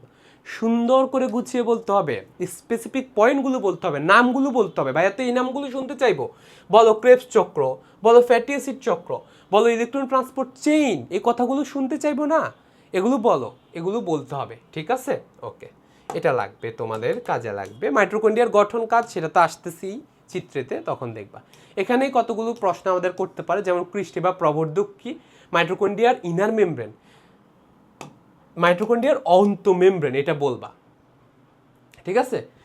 এইটা বলবে মাইটোকন্ড্রিয়ার ভিতরের মেমব্রেনটি নির্দিষ্ট ব্যবধানে ভিতরের দিকে বাঁক হয়ে আঙ্গুলের মতো এরকম প্রবর্ধক সৃষ্টি করে, এটিকেই বলা হয় ক্রিস্টি। এইভাবে বলবা সুন্দর করে যে কে কি, তোমার সংজ্ঞা পড়ে যেন বোঝা যায় তুমি কি নিয়ে কথা বলছো, তাই না? তুমি যদি বলো ভিতরের মেমব্রেনটি, তো ভিতরের মেমব্রেন কার ভিতরের মেমব্রেন, তাহলে হবে না। ওকে, আচ্ছা, এরপরে আসো, এতটুকু লাগবে না। এটা ছাড়া মাইটোকন্ড্রিয়াকে আরও কিছু তো বলার কথা, মাইটোকন্ড্রিয়ার কাজ আপাতত ওকে। আরেকটা প্রশ্ন থাকার কথা যে মাইটোকন্ড্রিয়াকে কেন অর্ধ স্বনির্ভর অঙ্গাণু বলা হয়, বা প্লাস্টিডের ক্ষেত্রে এটা বলবে। আচ্ছা, প্লাস্টিড আসো। তাহলে প্লাস্টিডের ক্ষেত্রে তোমাদের মাঝে মাঝে প্রশ্ন করে লিউকোপ্লাস্ট কি, বর্ণহীন প্লাস্টিডকে লিউকোপ্লাস্ট বলে, এটা জানতে হবে। ক্রোমোপ্লাস্ট হচ্ছে রঙিন প্লাস্টিডকে ক্রোমোপ্লাস্ট বলে, সহজ করে বলবা, সেটা তোমাদের লাগবে। ক্রোমোপ্লাস্ট আর বলার অপেক্ষা, কারণ এটা প্রশ্ন আসবে এটিকে কেন কোষের রান্নাঘর বলা হয়, তখন বলবা ক্লোরোপ্লাস্টের গঠন 20 ধরনের থাইলাকয়েড থাকে, যার প্রাচীরে ফটোসিনথেটিক ইউনিট থাকে। ফটোসিনথেটিক ইউনিটগুলোতে উদ্ভিদ সালোক সংশ্লেষণ প্রক্রিয়ার মাধ্যমে অক্সিজেন কার্বন ডাইঅক্সাইড ব্যবহার করে কি করে, খাদ্য উৎপন্ন করে, তাই না? উদ্ভিদে নিজে খাদ্য উৎপন্ন করে, এটাই। এই জন্য এইটার মধ্যে যেহেতু ক্লোরোপ্লাস্টে খাদ্য সংশ্লেষণ হয়, এরপরে এই লাইনটা বলবো, এই জন্য এটাকে শর্করা জাতীয় খাদ্যের কারখানা বা কোষের রান্নাঘর বলে। ওকে, এগুলো এমসিকিউর জন্য পড়বা, লাল কালিতে দাগানোগুলো। ভিতরের অংশগুলোতে আমরা আসবো, কি কি পড়তে হবে তোমাদেরকে দিতে হবে, সেটা তোমাদের অবশ্যই লাগবে। এই আপাতত এর বাইরে আসলে আর কোনো ব্যাপার নেই। তাহলে এই দুটোর মধ্যে পার্থক্য আসতে পারে মাঝে মাঝে, এতটুকুই। এরপর আমরা সেন্ট্রাল সহ বাকিগুলো আগামী ক্লাসগুলোতে আমরা পড়বো। তাহলে আসো আমরা এবার সিকিউ কীভাবে আমরা লিখবো সেটা একটু আমাদেরকে জেনে নিতে হবে। তাহলে আমাদের গুরুত্বপূর্ণ দ্বিতীয় টপিকটি হলো কোষ প্রাচীরের পরে কোষ ঝিল্লি কীভাবে লিখতে হবে। ভাইয়া সব কিছু মডেল রেডি করে দিয়েছি, তোমাদেরকে প্রশ্ন করলে তোমরা সেভাবে বলবা যে ফ্লুইড মোজাইক মডেল, এটা লিখতে হবে। কোষ ঝিল্লির সবচেয়ে গ্রহণযোগ্য মডেল হলো ফ্লুইড মোজাইক মডেল, এটা লিখবা। তাহলে মডেলটি হচ্ছে সর্বাধুনিক স্বীকৃতি সম্পন্ন, এইটা অপর নাম আইসবার্গ মডেল, সেটা বলে দিলে টিচার খুশি হবে, লেখা ভালো, এতটুকুই। এবার আসো গঠনে কিভাবে লিখবা। বইয়ে যেভাবে আছে এভাবে লিখলে কিছুই বুঝবে না, টিচারও কিছু বুঝবে না, তুমিও কিছু বুঝবে না, লিখতে সুন্দর লাগবে না। তাহলে প্রথমে বলবা লিপিড বাইলেয়ার আছে, তাহলে ফসফোলিপিড বাইলেয়ার। লিপিড বাইলেয়ার কি, মেমব্রেন দুটি স্তরে বিন্যস্ত, প্রতিটি স্তরে কি থাকে, ফসফোলিপিড এবং গ্লিসারল। এটা জানতে হবে। গ্লিসারল হচ্ছে নন পোলার ফ্যাটি অ্যাসিড লেজ এবং একটি পোলার ফসফেট মাথা থাকে। লেজগুলো পানি বিদ্বেষী, এই কথাটা বলতেই হবে যে লেজগুলো পানি দেখতে পারে না, তাই না? ওগুলো যেহেতু লিপিড কখনো পানি পছন্দ করে না, হাইড্রোফোবিক। আর মাথাগুলো ফসফেট হেডগুলো পানিগ্রাহী অর্থাৎ হাইড্রোফিলিক। এর জন্য তোমরা দেখতে পেয়েছো যে কোষ ঝিল্লি যখন গঠন হয় তখন এরকম থাকে। এটার কারণ কি এরকম থাকা, মাথাগুলো পানি বাইরের দিকে থাকে আর ভিতরের দিকে থাকে, কারণ এখানেও পানি আছে, এখানেও পানি আছে কোষের বাইরে, কিন্তু মাঝে পানি অ্যাক্সেসের ব্যাপার আছে। তো মাঝের এগুলো হচ্ছে লিপিড ফ্লুইড, এই জন্য এই লিপিডের এই লেজগুলো এই দিকে থাকে। ওকে, তাহলে গেলে আমরা কি বলবো, প্রথমে লিপিড বাইলেয়ার আমরা এক্সপ্লেন করেছি, ফসফোলিপিড বাইলেয়ার থাকে, গ্লিসারল থাকে, ফসফেট হেড থাকে আর লিপিড মাথা থাকে, ফসফেট হেড আর লিপিড দুইটা লেজ থাকে, শেষ। মেমব্রেন প্রোটিন খুব সুন্দর করে বলবা, 3 ধরনের মেমব্রেন প্রোটিন আছে। তাহলে ফসফোলিপিডে বিক্ষিপ্ত অবস্থায় 3 ধরনের মেমব্রেন প্রোটিন আছে, ভাই যেভাবে লিখেছি সেভাবে। বহিস্থ বা প্রান্তীয় বা ফেরিফেরাল প্রোটিন, তার মানে বাইরের স্তরে ঝিল্লির সারফেসে থাকে, এই কথাটা বলবা, ঝিল্লির সারফেসে থাকে এগুলো। এটা যদি হয় ঝিল্লি, এগুলো এরকম সারফেসগুলোতে থাকবে, ঠিক আছে? ওকে। সেকেন্ড, অন্তর্নিহিত প্রোটিন বা লিপিড সম্পৃক্ত প্রোটিন, এগুলো কিছুটা প্রবিষ্ট করে থাকে লিপিডের সাথে। ধরো এই হচ্ছে আমাদের লেয়ার, এগুলো এরকম থাকে, তবে পুরো লেয়ার জুড়ে যায় না, এই এতটুকু অর্ধেক প্রবিষ্ট থাকে। তাহলে এটার নাম হচ্ছে অন্তর্নিহিত, এটা বলবা। সেকেন্ড বলবা যেটা গুরুত্বপূর্ণ, আন্তর্ঝিল্লি প্রোটিন বা ইন্ট্রিগাল প্রোটিন। তাহলে আমি যেভাবে পয়েন্টগুলো অ্যাপ্লাই করেছি তোমরা সেভাবে এবার নাম্বারিং করে করে অ্যাপ্লাই করবা। ইন্ট্রিগাল প্রোটিন এটি কি করে, প্লাজমা মেমব্রেনের 2 প্রান্ত জুড়ে থাকে এগুলো, হ্যাঁ, দুই প্রান্ত জুড়ে থাকে, এটি 2 প্রান্ত, এটার নামই হচ্ছে অন্তর্নিহিত বা ইন্ট্রিগাল প্রোটিন। ওকে, এগুলোর মধ্য দিয়ে একটা ছিদ্র থাকার কারণেই কি হয়, এগুলোর মধ্য দিয়ে আয়ন চলাচল সম্ভব হয়, কেননা প্লাজমা প্রোটিন অর্ধবেদ্য, সবার জন্য বেদ্য না, বৈষম্য বেদ্য, অর্থাৎ কারোর জন্য বেদ্য কারোর জন্য বেদ্য না। লিপিড জাতীয় পদার্থগুলোর জন্য এটা বেদ্য, মানে এর মধ্য দিয়ে সহজে যাইতে পারে, লাইসেন্স আছে ওদের, অন্য পদার্থগুলো যেতে পারে না, এই জন্য প্রোটিন ওদেরকে হেল্প করে, আয়নগুলোকে, পানি যা দরকার সেটাকে। ওকে, এরপরের উপাদান হচ্ছে গ্লাইকোক্যালিক্স। তাহলে কি কি পড়লাম? লিপিড বাইলেয়ার, খেয়াল করো ঠান্ডা মাথায়, লিপিড বাইলেয়ার, প্রোটিন এবং গ্লাইকোক্যালিক্স। গ্লাইকোক্যালিক্স হচ্ছে কার্বোহাইড্রেট শৃঙ্খল যুক্ত হয়ে, দেখো ফসফোলিপিড আর গ্লুকোজের মতো কার্বোহাইড্রেট, এটা বলা গ্লাইকোলিপিড। প্রোটিনের সাথে কার্বোহাইড্রেট যুক্ত হয়ে গ্লাইকোপ্রোটিন। গ্লাইকোপ্রোটিনের গ্লাইকোলিপিড থাকাকেই বলা হয় গ্লাইকোক্যালিক্স, অপর নাম কোষ আস্তরণ। ঠিক আছে? ওকে, এটার কাজ কি? এটা হচ্ছে নিয়ন্ত্রণ করা, রক্ষণাত্মক করা এবং কোষের চিহ্নিত কারক। এটা খুব ভালো রিকগনাইজার, কিন্তু এগুলো দিয়ে কোষের চিনতে পারে, কোষের চিহ্নিত কারক হিসেবে ব্যবহার করা হয়। আরেকটি উপাদান আছে যেটা সবাই মিস করে, যে কোলেস্টেরল। কোষের মেমব্রেনে কোলেস্টেরল অনেক বেশি থাকে, ঠিক আছে, বিভিন্ন প্রাণীতে আরও বেশি থাকে, তাহলে কোলেস্টেরল থাকে। তাহলে আমরা 4টে উপাদান কি কি বললাম, কিভাবে লিখছি, কত সহজে প্রেজেন্ট করছি, স্পষ্ট করে ক্লিয়ারলি টিচারকে, যে ফসফোলিপিড বাইলেয়ার, 3 ধরনের প্রোটিন, গ্লাইকোক্যালিক্স, তারপর হচ্ছে কোলেস্টেরল, শেষ। শুধু স্ট্রাকচার বলে রাসায়নিক দেওয়া জরুরি না, ভৌত গঠন বললে, তবে কিছুটা জেনে রাখা ভালো, কেননা এটা দিয়ে ফেলাও ভালো সময় থাকলে। প্রোটিনই বেশি, গাঠনিক প্রোটিন আর এনজাইম বাহক প্রোটিন থাকে। লিপিড আছে 20 থেকে 40%, কার্বোহাইড্রেট আছে অলিগোস্যাকারাইড, পানি এবং নিউক্লিক অ্যাসিড পাওয়া যায় কিছুটা, যেমন পেঁয়াজের কোষে। শেষ শেষ। তোমার কত সহজ ভাইয়া, বলতে যত সহজ, লিখতে তোমার 5 মিনিট লাগবে। তাহলে এতটুকু উত্তর সুন্দর করে 5 মিনিটে গুছিয়ে দিয়ে ফেলা যায় ইজিলি। আর একটু প্র্যাকটিস করলে আরও কমের মধ্যে আনা যাবে, ঠিক আছে? তাহলে লেখা ফাস্ট করতে হবে। ভাইয়া যেগুলো দিয়েছি শুধু এখানে লিখে ফেল। এই চিত্রটা, এরকম একটা চিত্র এঁকে দিতেই হবে তোমাকে, মার্ক করে, যে এগুলো হচ্ছে ইন্টিগ্রাল প্রোটিন, বাংলায় লিখে দিবা। এটা হচ্ছে গ্লাইকোলিপিড, এটা হচ্ছে গ্লাইকোপ্রোটিন, এটা হচ্ছে ফসফোলিপিড, আর হচ্ছে এটা হচ্ছে আমাদের ফসফেট হেড আর লিপিড লেজ, এটা ফসফোলিপিডের মধ্যে। মাঝে মাঝে কোলেস্টেরল আছে, এটা আমরা জানতাম। এগুলো হচ্ছে পেরিফেরাল প্রোটিন, ঠিক আছে? এটা আমরা দুটোই জানলাম। ওকে, এর পরবর্তীতে আসো আমরা কোষঝিল্লির কাজ কি, এখন কোষঝিল্লির ভূমিকা কি, এটাও আমাদের মাঝে মাঝে প্রশ্ন করে। তাহলে আমরা, এটা হচ্ছে আমাদের সিকিউর সেকেন্ড টপিক। কিভাবে পড়বো, কোন কোন জিনিস পড়বো? এক, সব বস্তুকে ঘিরে রাখে, এটা কমন প্রশ্ন। প্রাচীরের কাজই এটা, ঝিল্লির কাজই এটা। প্রতিকূল অবস্থা থেকে রক্ষা করে, এটা বলবে। তাহলে কোষের বাইরের থেকে ভিতরের সজীব অবস্থা রক্ষা করে। আয়ন পরিশোষণ, সিলেক্টিভ আয়ন পরিশোষণ। আকৃতি প্রধান, ওকে। ব্যাপন অবিস্রবণে সাহায্য, অর্থাৎ স্থানান্তর করে, ঠিক আছে? এটা একটা অবিস্রবণীয় পর্দা, এটা নিজে একটা পর্দা হিসেবে কাজ করে, অবিস্রবণের জন্য 2 প্রান্তের পার্থক্য সৃষ্টি করে। শোষণতল বৃদ্ধি করে প্লাজমা মেমব্রেনের। কোষীয় বিভিন্ন অঙ্গাণুর ঝিল্লি, যেমন mitochondria, Golgi body, endoplasmic reticulum, এদের যে ঝিল্লিটা আছে মেমব্রেন, সেই মেমব্রেনটা সৃষ্টিতে সহায়তা করে, নিউক্লিয়ার মেমব্রেন সৃষ্টিতেও সহায়তা করে।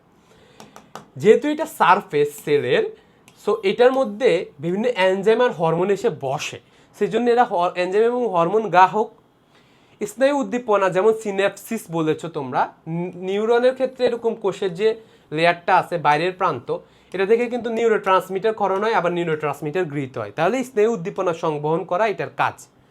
ফ্যাগোসাইটোসিস আর ফিনোসাইটোসিস করা এর পক্ষে সম্ভব। কোষঝিল্লির মাধ্যমে কঠিন খাদ্য গ্রহণ করে, কঠিন খাদ্য বলা যাবে না, অণুজীব গ্রহণ করা অনেক কিছু। ফিনোসাইটোসিসও করে।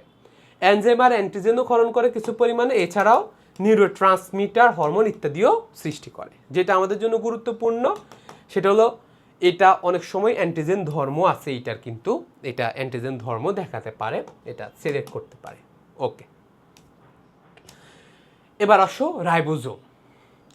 রাইবোজোমের মধ্যে পলিজোম কি লিখে দিয়েছি, পলিজোম কি এরকম প্রশ্ন করতে পারে। রাইবোজোমকে কেন সার্বজনীন অঙ্গাণু বলা হয় সেটা তোমরা এই এতটুকুতে পড়বা সুন্দর করে, ঠিক আছে? ওকে, এবার এটা এখান থেকে যা দিয়েছি সেটা পড়বা না, ভাইয়া আরও সুন্দর উত্তর দিবে। এটা জাস্ট ভাইয়া ওইখান থেকে জাস্ট দিয়েছি, এরকম প্রশ্ন হতে পারে সেই জন্য। আমাদের বইয়ে এসেছে যে রাইবোজোমের গঠন বলো, রাইবোজোমের গঠন বলো, এটা আমাদের এসেছে বইয়ে। সুন্দর করে কোথাও রাইবোজোমের গঠন বর্ণনা নাই, নাই। রাইবোজোমের গঠনটা ভাইয়া যেভাবে বলেছি এভাবে না দিলে পরীক্ষা সুন্দর দেখাবে না। দেখো ভাইয়া কীভাবে দিয়েছি আর বই কীভাবে দেয়, তাই না? তাহলে ভাইয়া কীভাবে দিয়েছি, কোন লাইনগুলো বলেছি দেখো। আকৃতি দিয়েছি, রাইবোজোম সাধারণত গোল, বৃত্ত, উপবৃত্তাকার, পার্শ্বীয়ভাবে চ্যাপ্টা, পর্দাহীন, কিন্তু মানে রাইবোজোমে কিন্তু আবরণী নেই, এটা হচ্ছে সেকেন্ড কথা। ত্রিকোণ এবং পঞ্চকোণ হতে পারে মাঝে মাঝে। সেকেন্ড, রাইবোজোমের 2টা উপ একক আছে, 2টা ভাঙতি আছে, তাহলে প্রতিটি কার্যকর রাইবোজোমের 2টি অসম উপ একক আছে। ডিম্বাকার দুটি গঠন আছে, বড়টি হয় গোলাকার এরকম, আর ছোটটি হয় সাধারণত এরকম ডিম্বাকার। হ্যাঁ, এরকম দুটো উপাকক আছে যেগুলো শুধুমাত্র এগুলো সাধারণত ফাটল থাকে, এবং এটা বলবা পলিপেপটাইড শুরু হয় মানে যখনই প্রোটিন তৈরি হবে তখন মাত্র এরা একত্রিত হয়, এর আগে এরা আলাদা থাকে। ওকে, এটা দিয়েই বই শেষ, কিন্তু তোমাকে আরেকটু সুন্দর করে এক্সপ্লেন করতে হবে। এটা তো গেল সাব ইউনিটগুলো, এটা গেল। তো 70S রাইবোজোমে এটা কোথায় থাকে আমরা জানি, উদ্ভিদ কোষ এবং প্রকৃত কোষে থাকে, এবং এর এটা মার্ক করে দিয়েছে উপাকক দুটো হচ্ছে, একটা হচ্ছে 50S আর একটা হলো 30S। এটা জানলেই হবে। 70S রাইবোজোম সবসময় থাকে আদি কোষগুলোতে, মাইটোকন্ড্রিয়াল ক্লোরোপ্লাস্ট নামক দুটো অঙ্গাণুতে আছে, কেননা ওরা স্বপ্রজননশীল, অর্থাৎ ওরা নিজেদের নিজে প্রজনন করে ফেলতে পারে, সেই জন্য।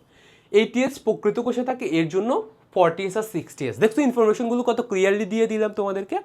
70S 80S উপাকগুলো কি সেটা বর্ণনা দিলাম। এবার আসো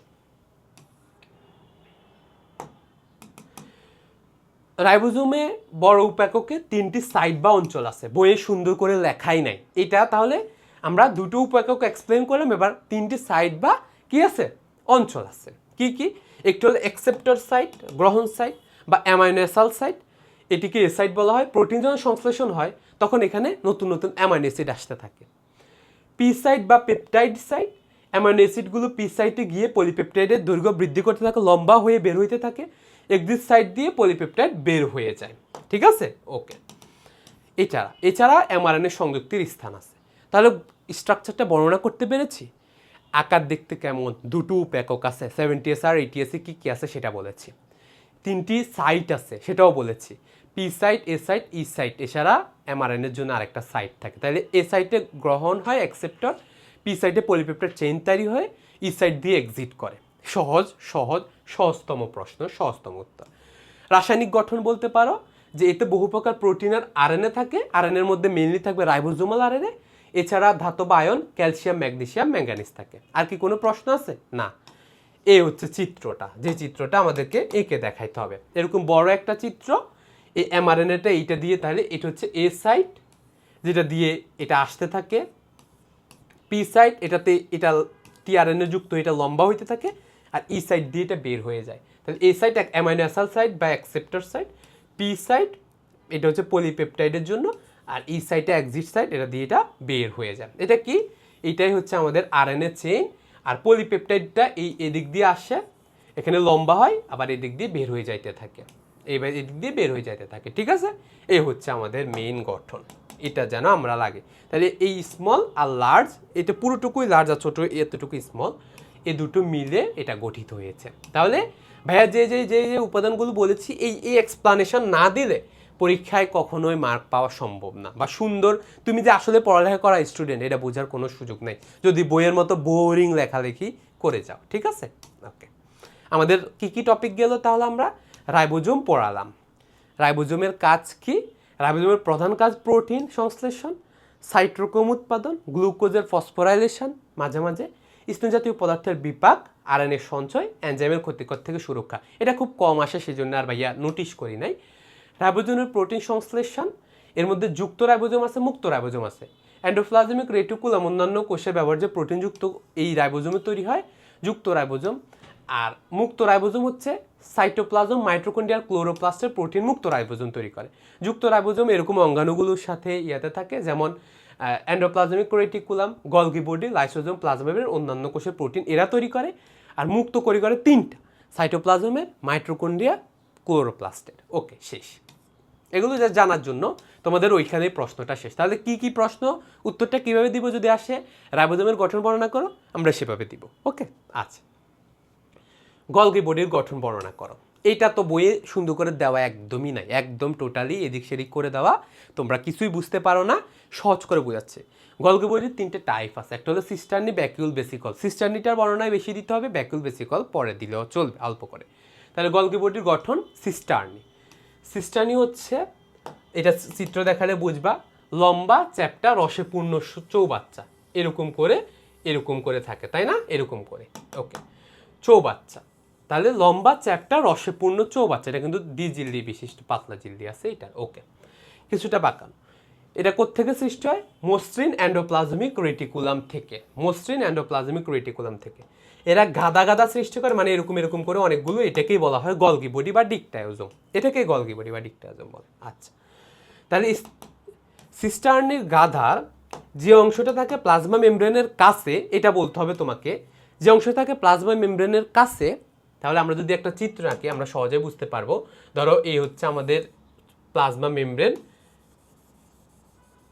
এই যে অংশটা হচ্ছে প্লাজমা মেমব্রেনের কাছে এটাকে বলা হয় ট্রান্সফেস, ফেজ বা ইংলিশে ফেস এরকম। আর কোষের দিকের এটাকে বলা হয় সিস্পেস। এই যে সিস্টার্নিটা আছে শেষ, এটাকে বলা হয় ট্রান্সসিস্টার্না। এই যে সিস্টার্নিটা আছে এটাকে বলা হয় সিস সিস্টার্না। ঠিক আছে, ওকে, এটা হচ্ছে প্রথম কথা। আচ্ছা, এটা তো আমরা বুঝলামই। এটা তাহলে এটাকে বলা হয় সানস সিস্টার্না, ট্রান্সসিস্টার্না। সিস পেজের শেষটিকে বলা হয় সিস সিস্টার্না, আর গাদার মধ্যভাগের স্থানটাকে বলা হয় মিডিয়াল সিস্টার্না। এই কথাগুলো বলবা, এগুলো না বলে আর কিছুই থাকে না, এগুলোই মেইন কথা। গলগি বডির গঠনে এটাই মেইন কথা। সো এটা না থাকলে আর কিছু থাকে না।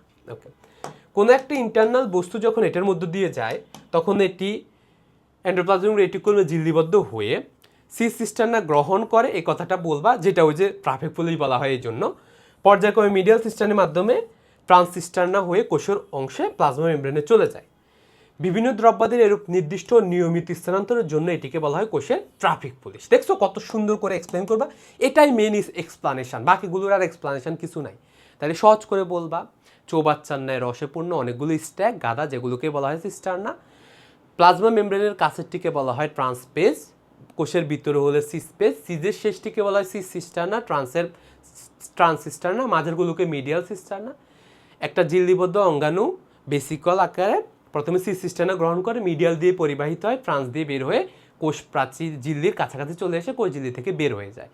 এইটা হচ্ছে একটা নিয়মতান্ত্রিক পরিবহন, এটাকে কোষের ট্রাফিক পুলিশ বলা হয় এই জন্য। ওকে, এবার ব্যাকিউল বলতে পারো। ব্যাকিউল হচ্ছে সিস্টার্নের পার্শ্বদেশে গোলাকার বৃহৎ থলির মতো এটা, আর এগুলো হচ্ছে ক্ষুদ্র ক্ষুদ্র গোলাকার। ঠিক আছে, তাহলে ব্যাসিউল আর ব্যাকিউল। তাহলে মূল এক্সপ্লানেশন কিন্তু ওইটা, এটা নাই। এখন আসো আর দুটো কথা তুমি বলতে পারো যদি একান্তই তোমার ইচ্ছা হয়। ট্রান্সপেজে অবস্থিত নালিকাগুলো এবং বেসিকল এ দুটো মিলে হয় ট্রান্স গলগি নেটওয়ার্ক, আর সিস পেজে অবস্থিত নালিকা আর বেসিকল এ দুটো মিলে হয় সিস গলগি নেটওয়ার্ক। যদি বলতে পারো বললে, না পারলে কোনো সমস্যা নেই। ওকে, তাহলে আমরা কি গলগি বডির স্ট্রাকচারটা যদি আমাদের আসে, হুবহু এই উত্তরটা মুখস্থ করে যাবা, হুবহু এই উত্তরটা পরীক্ষায় লিখে দিবা, সুন্দর করে গুছিয়ে, কোনো ধরনের গ্যাপ রাখা যাবে না। গলগি বডির রাসায়নিক গঠন যদি সাধারণ বলে তাহলে রাসায়নিক গঠনটা এক লাইন হলেও লেখা ভালো।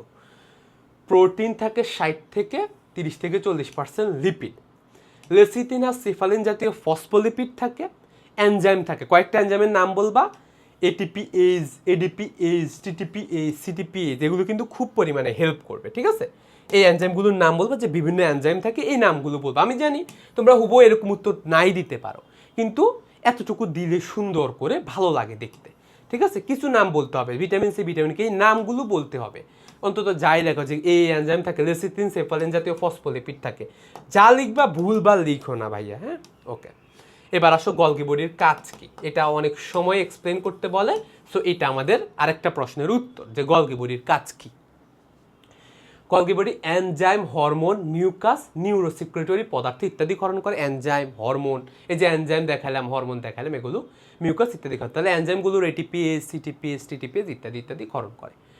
এটি কোষের মধ্যস্থ বিভিন্ন পদার্থকে পরিবহন করে, তাহলে এটা পরিবহন করে এনজাইম। কোষ প্রাচীর ও প্লাজমা মেমব্রেন গঠন করে, ও যেহেতু ঝিল্লি তৈরি করার ক্ষমতা আছে, সো এটা করে। অপ্রোটিনীয় পদার্থ তৈরি করে, প্রোটিনীয় না কিন্তু অপ্রোটিনীয়, এটা লিখে রাখো, অপ্রোটিনীয় পদার্থ। ওকে, সঞ্চয় করে। এইটা দেখো, শুক্রাণুর ও অ্যাক্রোজোম তৈরি করে, এটা পড়বা। গলগি বডির একটা গুরুত্বপূর্ণ ভূমিকা হলো শুক্রাণুর অ্যাক্রোজোম তৈরি করা, এটা ভালো করে পড়বা। ওকে, আচ্ছা, লাইসোজোম সৃষ্টি করে, এখান থেকে লাইসোজোম সৃষ্টি হয় মেনলি পরবর্তীতে। ওকে, পড়লা। এটিপির জন্য যে যে এনজাইমগুলো যে বললাম, এটিপিএস, সিটিপিএস, এগুলোই আর কি, এটা কোনো দরকার নেই তোমাদের জন্য। এটা প্রয়োজনে কোষ প্লেট তৈরি করে, কোষের যখন বিভাজন হয় তখনই এটা। গলগি বডিতে গ্লাইকোসাইলেশন হয়, অর্থাৎ এরা এন্ডোপ্লাজমিক রেটিকুলাম থেকে অপ্রোটিনীয় কার্বোহাইড্রেট যুক্ত করে গ্লাইকল উৎপন্ন করতে সম্ভব। গ্লাইকোসাইলেশন ঘটে, এই কথাটা লিখে দিলেই হবে। ঠিক আছে, তাহলে কি কি পড়লা? গলগি বডি কি কাজ করে? মেনলি লাইসোজোম তৈরি করা, আচ্ছা করলো। অনেকগুলো এনজাইমের ভান্ডার, এটা থেকে এনজাইম, আচ্ছা। অনেকগুলো পদার্থ পরিবহন করে, এনজাইম, হরমোন সহ বিভিন্ন পদার্থ, এটা তো ট্রাফিক পুলিশের অংশটাতে, সেটাতে আমরা বলেছি। অপ্রোটিনীয় পদার্থ সংশ্লেষণ, তারপর হচ্ছে শুক্রাণুর অ্যাক্টোজোম সৃষ্টি, লাইসোজোম সৃষ্টিও বলেছি, গ্লাইকোসাইলেশন, কোষ প্রাচীর, কোষ ঝিল্লি সহ বিভিন্ন আবরণী তৈরিতে গুরুত্বপূর্ণ ভূমিকা আছে এই গলগি বডি। ঠিক আছে, তাহলে স্ট্রাকচার পড়লা আর এইটা পড়লা, শেষ। আরেকটা প্রশ্ন কমন পেয়ে গেলা। ওকে, কিছু কিছু ঝিল্লিবদ্ধ করে, সেটা তার বলার দরকারই পড়ে না, বাকিগুলো তোমরা পারবা, যে প্রোটিন, হেমিসেল, ম্যাক্রোফেজ তৈরি করে, এগুলো তোমরা প্রথম কয়েকটা ঠিকমতো লিখলে বাকিগুলো অতটা অ্যাকুরেট না হলেও কোনো সমস্যা নেই। হ্যাঁ, অত অ্যাকুরেট লাগে না। এটাই হচ্ছে আমাদের গলগি বডি। দেখো এরকম অনেক সময় এরকম সেক্রেটারি, এটা হচ্ছে ঠিক আছে ট্রান্স গলগি নেটওয়ার্ক, এটা হচ্ছে সিস গলগি নেটওয়ার্ক। কোষ যদি এরকম থাকে, কোষ প্রাচীরের যে ধারে সেটা হবে ট্রান্সপেজ, এটা হবে সিস পেজ, এটা হচ্ছে সিস সিস্টারনা, এটা হবে ট্রান্স সিস্টারনা, আর এটা হবে মিডিয়াল সিস্টারনা, এটা হচ্ছে মাঝখানের কথাগুলো আর কি। ওকে, এটা হচ্ছে গলগি বডির চিত্র, চাইলে এঁকে দিতে পারো, এটা তোমাদের যা ইচ্ছা করে। ওকে, পরবর্তী অঙ্গাণুটি হচ্ছে লাইসোজোম। জিজ্ঞেস করে লাইসোজোমের কাজ কি, একটা প্রশ্ন এসেছে, সো আমি অবহেলা করতে বলবো না, অন্তত এই অঙ্গাণুটাও একটু পড়ে যাও, তাহলে তোমার সমস্যা হবে না। তাহলে ভৌত গঠন, লাইসোজোমের ভৌত গঠন অত্যন্ত সহজ। যদি লাইসোজোমের গঠন বর্ণনা করতে বলে অত্যন্ত সহজ, কাজও এটার থেকেই রিলেটেড। লাইসোজোম গোলাকার, এরকম গোলাকার একটা থলি, শেষ, এটাই লাইসোজোম। এর মধ্যে বৃক্কের লাইসোজোম অপেক্ষাকৃত বড়, এটা লাগবে না। দ্বিস্তরী পর্দা থাকে, এটা পড়বা, লাইসোজোম দ্বিস্তরী আবরা, এবং এটাতে ঘন তরলে পূর্ণ থাকে। ঘন তরলে পূর্ণ লাইসোজোমের ক্ষেত্রে রাসায়নিক স্ট্রাকচার না বললে কোনো স্ট্রাকচারই হবে না, কারণ ওর রাসায়নিক স্ট্রাকচারটাই গুরুত্বপূর্ণ। এটাই লাইসোজোম হচ্ছে একটা দ্বিস্তরী থলি, যার ভিতরে একটা তরল আছে, শেষ। কি তরলে কি থাকে? লাইসোজোমের লিপোপ্রোটিন, এটা দুটো জিনিস, এটা হচ্ছে ম্যাট্রিক্স তরলে এটা আছে। লাইসোজোমের এই যে আবরণ আছে, আবরণে দুই ধরনের বিশেষ পদার্থ থাকে। তাহলে আমরা বললাম রাসায়নিক গঠনে প্রথমে লিখলাম আবরণ, আমরা কিন্তু রাসায়নিক গঠন বলতেছি। তাহলে রাসায়নিক গঠনের প্রথমে লিখলাম আবরণ, তারপরে লিখলাম ধাত্র। তার মানে আবরণের রাসায়নিক গঠন, ধাত্রের রাসায়নিক গঠন। এত স্পেসিফিক আবার বইয়ে লেখা নেই, তোমরা একটু ভালো করে ভাইয়া যেভাবে লিখে দিয়েছি এটা ফলো করবা জাস্ট। স্টেবিলাইজার আছে, ল্যাবিলাইজার বা লোবিলাইজার আছে, ভিন্ন বইয়ে ভিন্ন লেখা। ল্যাবিলাইজারও বলতে পারো, লোবিলাইজারও বলতে পারো, একই কথা আমাদের জন্য।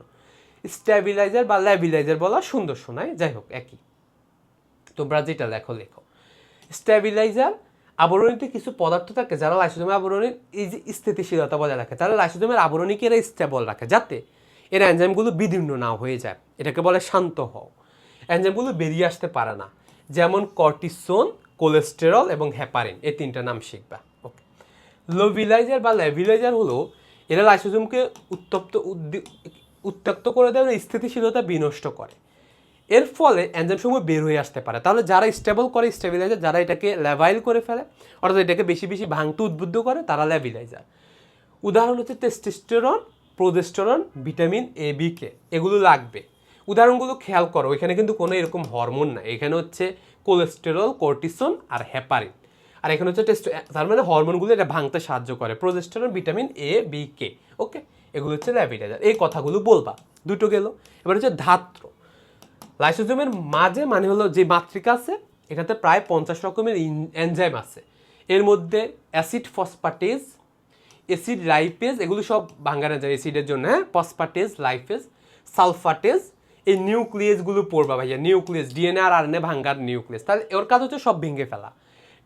ডিএনএকে ভাঙবে, আরএনএ ভাঙবে, তাহলে আরএনএকে বিশ্লেষণ করবে, ডিএনএ এইচ, আরএনএ এইচ, এস্টারের জন্য ফসফোলিপিডে, যেমন এই যে বিদীর্ণ করে ফেলবে, কি বিদীর্ণ করে ফেলবে, লাইসোজোম যেমন ইয়েতে থাকে শুক্রাণুর মাথায়, সো এরা কি করে, এই কোষঝিল্লিকে বিদীর্ণ করে ফেলে। তাহলে কোষঝিল্লি কি লিপিড বাইলেয়ার, সো ও লিপিডকে বিদীর্ণ করে ফেলতে পারবে। ফসফোলাইপেজ আছে ওর কাছে, স্যাকারেজ, লাইসোজাইম ইত্যাদি আছে। তাহলে লাইসোজাইম এনজাইম আছে, কি কি আছে তাহলে বলতে পারবে না, যে টিস্যু বিগলনকারী অ্যাসিড ফসফাটেজ আছে, তারপরে ওই যে লেয়ার বিগলনকারী ফসফোলাইপেজ আছে, অ্যাসিড লাইফেজ আছে, নিউক্লিয়েজ আছে যেটা ডিএনএ আর আরএনএকে নিউক্লিক অ্যাসিডকে নষ্ট করে দিবে, ডিএনএ ইজ আরএনএস, দ্যাটস ইট।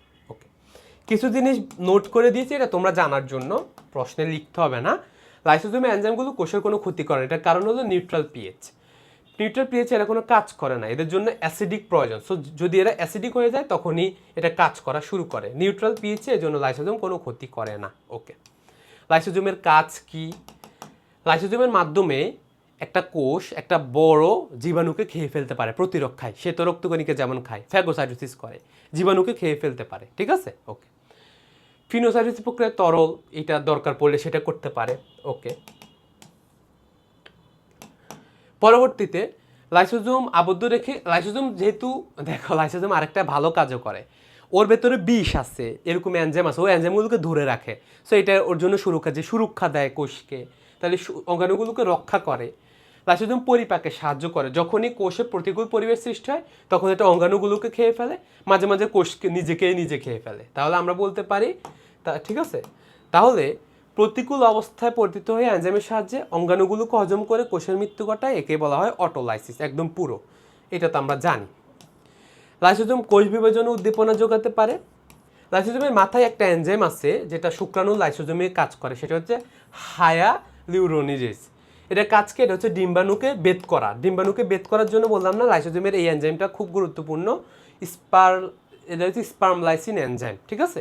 এটা ওর শুক্রাণু প্রবেশের কাজে লাগে, তাহলে এটা ওই কাজে খুব গুরুত্বপূর্ণ, ওকে। রূপান্তরকালে লাইসোজোম দিয়ে দেহের বিভিন্ন অংশ চাইলে নষ্ট করে দেওয়া যায়। সো যখন লেজ দরকার পড়ে না ইত্যাদি অবলুপ্তিত অংশ করে এটা। লাইসোজোম প্রতিরক্ষা অংশগ্রহণ করে, কেননা এর মাধ্যমে শ্বেত রক্তকণিকা কী করে, জীবাণু ধ্বংস করে দিতে পারে, ওর মাধ্যমে ওকে দিয়ে জীবাণুকে মেরে ফেলে, ওকে। তাহলে এই পয়েন্টগুলো তোমাকে, যে লাইনগুলো ভাইয়া হাইলাইট করে দিয়েছে, যেগুলো লাল কালিতে বলে দিয়েছি, সেগুলো তোমাকে ভালো করে শিখতে হবে। এই হচ্ছে লাইসোজোমের চিত্র, তোমরা চাইলে এই চিত্রটা এঁকে দিতে পারো, টিচাররা খুশি হবে, ওকে। আমাদের আর দুইটা অঙ্গাণু আছে, মাইটোকন্ড্রিয়া, ক্লোরোপ্লাস্ট। খুবই গুরুত্বপূর্ণ দুটো অঙ্গাণুর, একটি মাইটোকন্ড্রিয়া আর একটি ক্লোরোপ্লাস্ট। সেই জন্য আমি তোমাদেরকে বলবো ফুল অ্যাটেনশন দেওয়ার জন্য ভাইয়া, যাই করো ঠান্ডা মাথায় ফুল অ্যাটেনশন দাও, ওকে। মাইটোকন্ড্রিয়ার গঠন ও কাজ বারবার আসে। একটা মাইটোকন্ড্রিয়ার গঠন ও কাজ বাইরে থেকে শুরু করবা, ভিতরের দিকে যাবা, তাহলে কি পাবা, কিভাবে প্রেজেন্ট করতে হবে সেটা ভাইয়া দিয়েছি। প্রথমে বলবা আবরণী, প্রথমে পয়েন্টগুলো মুখস্থ করো। মুখস্থ করবা কিভাবে? আবরণী, কি পয়েন্ট লিখতে হবে আগে সেটা শিখো। ক্রিস্টি, প্রকোষ্ঠ, এটিপি সিনথেসিস ও ETC, mitochondrial DNA, ribosome. Point মুখস্থ হইল। এবার তুমি বলো যে আবরণ, রাইবোজোমের আবরণ কয় স্তর, এভাবে বলবা আর কি, যে 2 স্তর, একক পর্দা বলে, বাট 2 স্তর, ঠিক আছে, ওকে। বাইরের পর্দাটা বাঁচবিহীন, আর ভিতরের পর্দার মধ্যে অবশ্যই ক্রিস্টি আছে, সেটা জানতে হবে। বাইরের পর্দার কাজই হচ্ছে রক্ষণাত্মক, মানে ভিতর সব কিছুকে রক্ষা করা আর ট্রান্সপোর্ট করা, শেষ। ক্রিস্টি কি? ভিতরের পর্দা, ভাইয়া লিখে দিয়েছি যে অন্তঃপর্দার ভাঁজগুলো নির্দিষ্টভাবে না কোনো পদার্থ সৃষ্টি করে, এটাকে বলা হয় ক্রিস্টি। পয়েন্ট বললা, ভালো, ঠিক আছে। ক্রিস্টি, এই ক্রিস্টি অন্তঃকৃষ্টি গহ্বরস্থল, এটা লাগবে না, বহিঃপ্রকাশ্য এগুলো লাগবে না। ক্রিস্টিগুলো সাধারণত নলাকার হয়, কখনো বেসিক্যাল। এই এতটুকু বললেই যথেষ্ট তোমাদের জন্য, পরের লাইনটা লাগবে না, এতটুকু বলা যথেষ্ট, এই দুটো লাইনই বলা যথেষ্ট, ঠিক আছে, ওকে। এরপরে প্রকোষ্ঠ, একটা হচ্ছে বহিঃপ্রকোষ্ঠ, একটা হচ্ছে অন্তঃপ্রকোষ্ঠ। তাহলে বহিঃপ্রকোষ্ঠ হচ্ছে 2 পর্দার মাঝে প্রকোষ্ঠ, বহিঃপ্রকোষ্ঠ। দেখো একটা যখন 2 পর্দা হয় রাইবোজোমের ক্ষেত্রে, এটা হচ্ছে একটা কথা চিন্তা করো, এর এভাবে আছে, আমরা একটু পরে চিত্র দেখাবো তোমাদেরকে।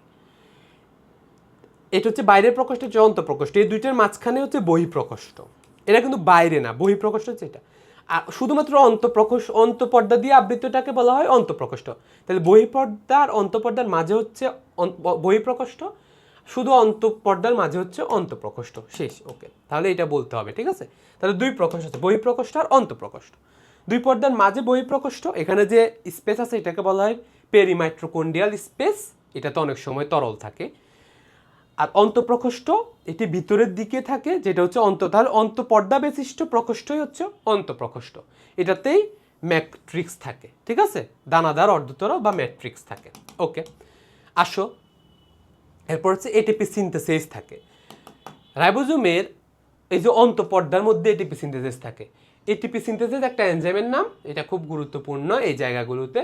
এছাড়া বিভিন্ন ধরনের ইলেকট্রন ট্রান্সপোর্ট চেইন থাকে, এটা শ্বসনের জন্য ইলেকট্রন ট্রান্সপোর্ট চেইন, এই কথাটা বলবা। তাহলে এটিপি সিনথেসিস এগুলো থাকে অন্তঃপর্দায়, এটা বললা, ওকে। পঞ্চম বললা যে ধাত্র কই, আমাদের ধাত্র নিয়ে কথা বলবে না, আচ্ছা। ধাত্র খুব একটা গুরুত্বপূর্ণ ইয়া না, ম্যাট্রিক্স থাকে মাঝখানে, এটাই কিন্তু স্পেসিফিক কোনো ম্যাট্রিক্সে এগুলো থাকে, এটা বলতে হবে। মাইটোকন্ড্রিয়াল ডিএনএ আছে নিজস্ব, এটা তো বলা চলে, এটা নিজস্ব ডিএনএ আছে, একটি চক্রাকার বৃত্তাকার ডিএনএ আছে, এটা বলবা। চক্রাকার বৃত্তাকার দ্বিতন্ত্রী ডিএনএ আছে আদিকোষের অনুরূপ, এই জন্যই আসলে মাইটোকন্ড্রিয়া নিজে নিজে প্রজনন করতে পারে, তাহলে মাইটোকন্ড্রিয়াল ডিএনএ। রাইবোজোম আছে, তবে সেটা থাকবে 70S রাইবোজোম, শেষ। এই কথা বলতে হবে যে 70S রাইবোজোম আছে, এর মাধ্যমেও প্রোটিন তৈরি করে। তাহলে আমরা কি কি পেলাম দেখলাম স্পষ্ট করে, যে আবরণগুলো, প্রকোষ্ঠগুলো, ক্রিস্টিগুলো পড়লাম আমরা, এই তারপরে ইনার মেমব্রেন এটিপি সিনথেসিস, ইটিসিগুলো, মাইটোকন্ড্রিয়াল ডিএনএ, মাইটোকন্ড্রিয়াল রাইবোজোম, শেষ। ওকে, রাসায়নিক গঠন চাইলে বলা ফেলা যায়, আমি মনে করি এগুলো ভাইয়া যেভাবে শিখিয়ে দিয়েছি সেভাবে শিখলে ভালো। 65% প্রোটিন, 19% গ্লিসারাইড, লেসিথিনোসেফালিন, কোলেস্টেরল থাকে। ওকে, ভালো। এরপরে বাকিগুলো তোমরা চাইলে যতটুকু পড়তে পারো, যেমন কার্ডিওলিপিন সো এটা আছে। ওকে, এটা হচ্ছে মাইটোকন্ড্রিয়ার এই চিহ্নিত চিত্র আঁকতে বললে এটা আঁকতেই হবে তোমাদেরকে, সুন্দর করে আঁকতে হবে।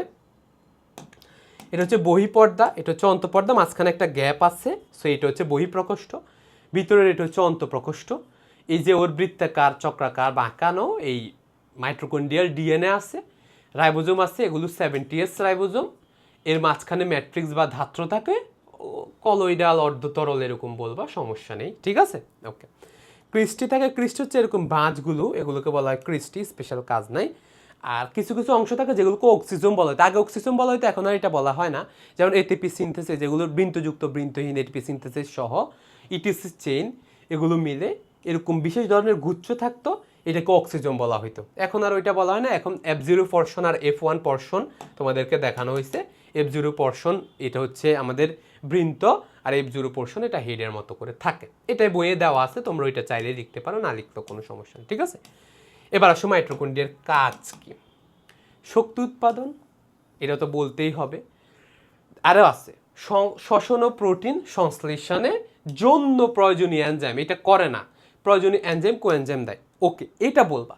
গ্লাইকোলাইসিস ছাড়া শ্বসনের বিভিন্ন পর্যায়ে এটাতে সংগঠিত হয়, এটা বলবা। শক্তি উৎপাদনে শুধু শক্তি উৎপাদন বলে দিলে ক্রেবস চক্র, electron transport system, oxidative phosphorylation বা এটিপি তৈরি ইত্যাদি, সেজন্য এটা এটিপি তৈরি করে, যেটা অক্সিডেটিভ ফসফোরাইলেশন নেই, এটিপি থেকে এটিপি তৈরি করে।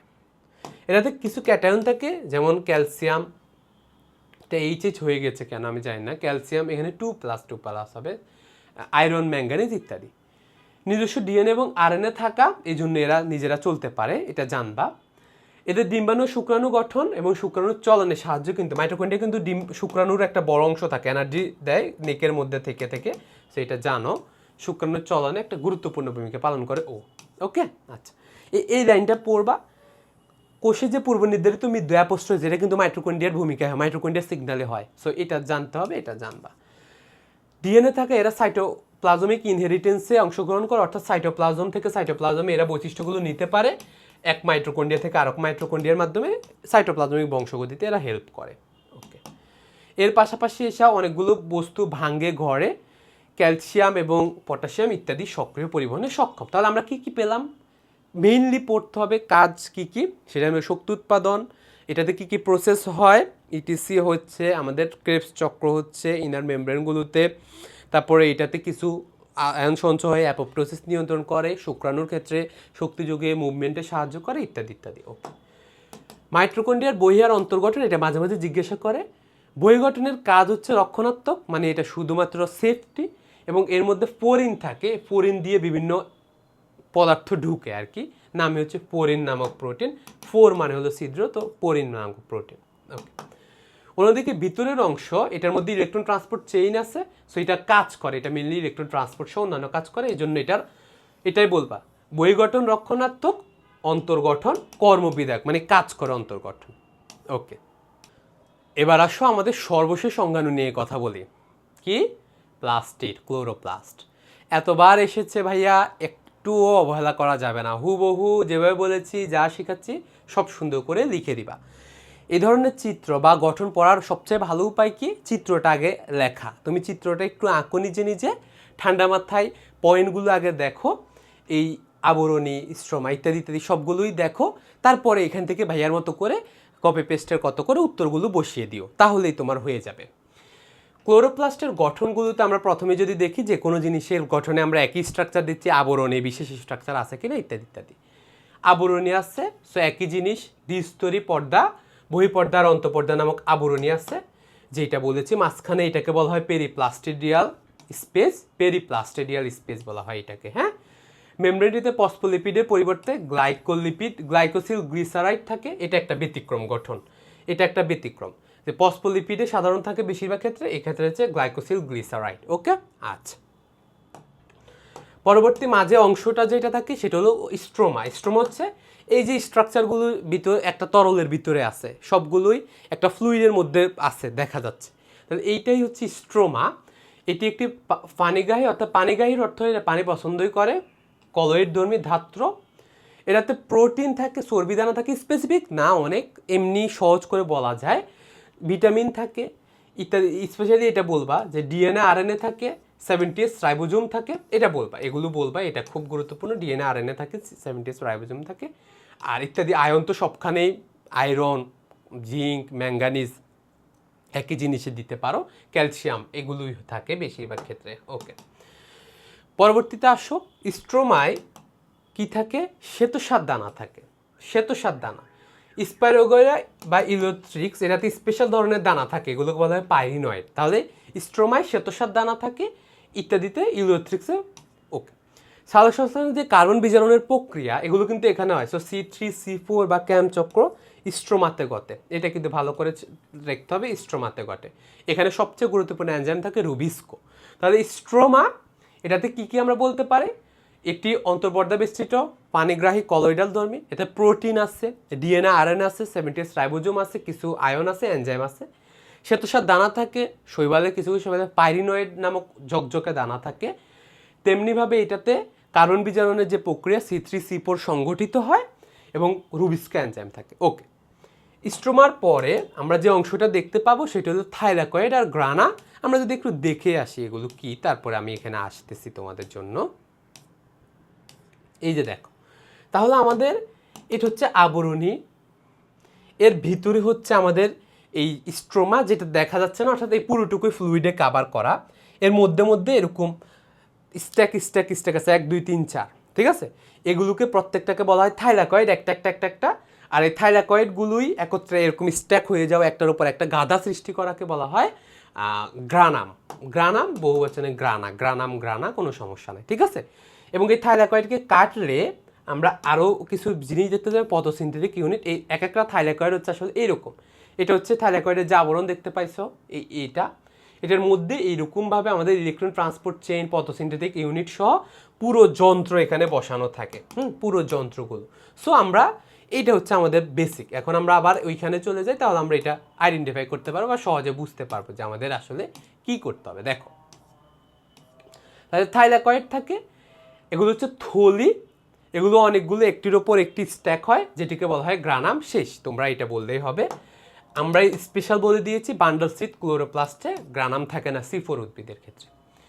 স্ট্রোমা ল্যামেলি, স্ট্রোমা ল্যামেলি হলে এই যে গ্রানামের থাইলাকয়েডের শীটগুলো একটার সাথে আরেকটা যে ছোট্ট, তাহলে পাশাপাশি দুটি গ্রানাম একটি নল দিয়ে আবৃত থাকে, সেটিকে সংযুক্ত থাকে, এটাকে বলে স্ট্রোমা ল্যামেলি।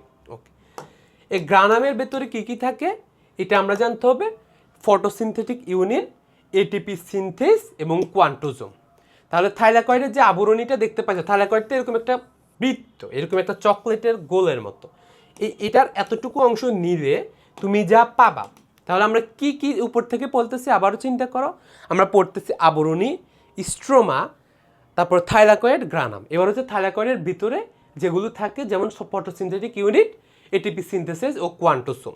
থাইলাকয়েড আবরণীতে কি কি থাকে আমরা যদি বলি, ফটোসিস্টেম 1, এভাবে ভাইয়ের মতো লিখবা, বইয়ে এভাবে লেখা নাই, বেশ সুন্দর করে দেখো, এইটা দেখলেই সুন্দর লাগে যে দেখছো photosynthetic system 1, photosynthetic system 1, PS1 PS2 এভাবে লেখা আছে।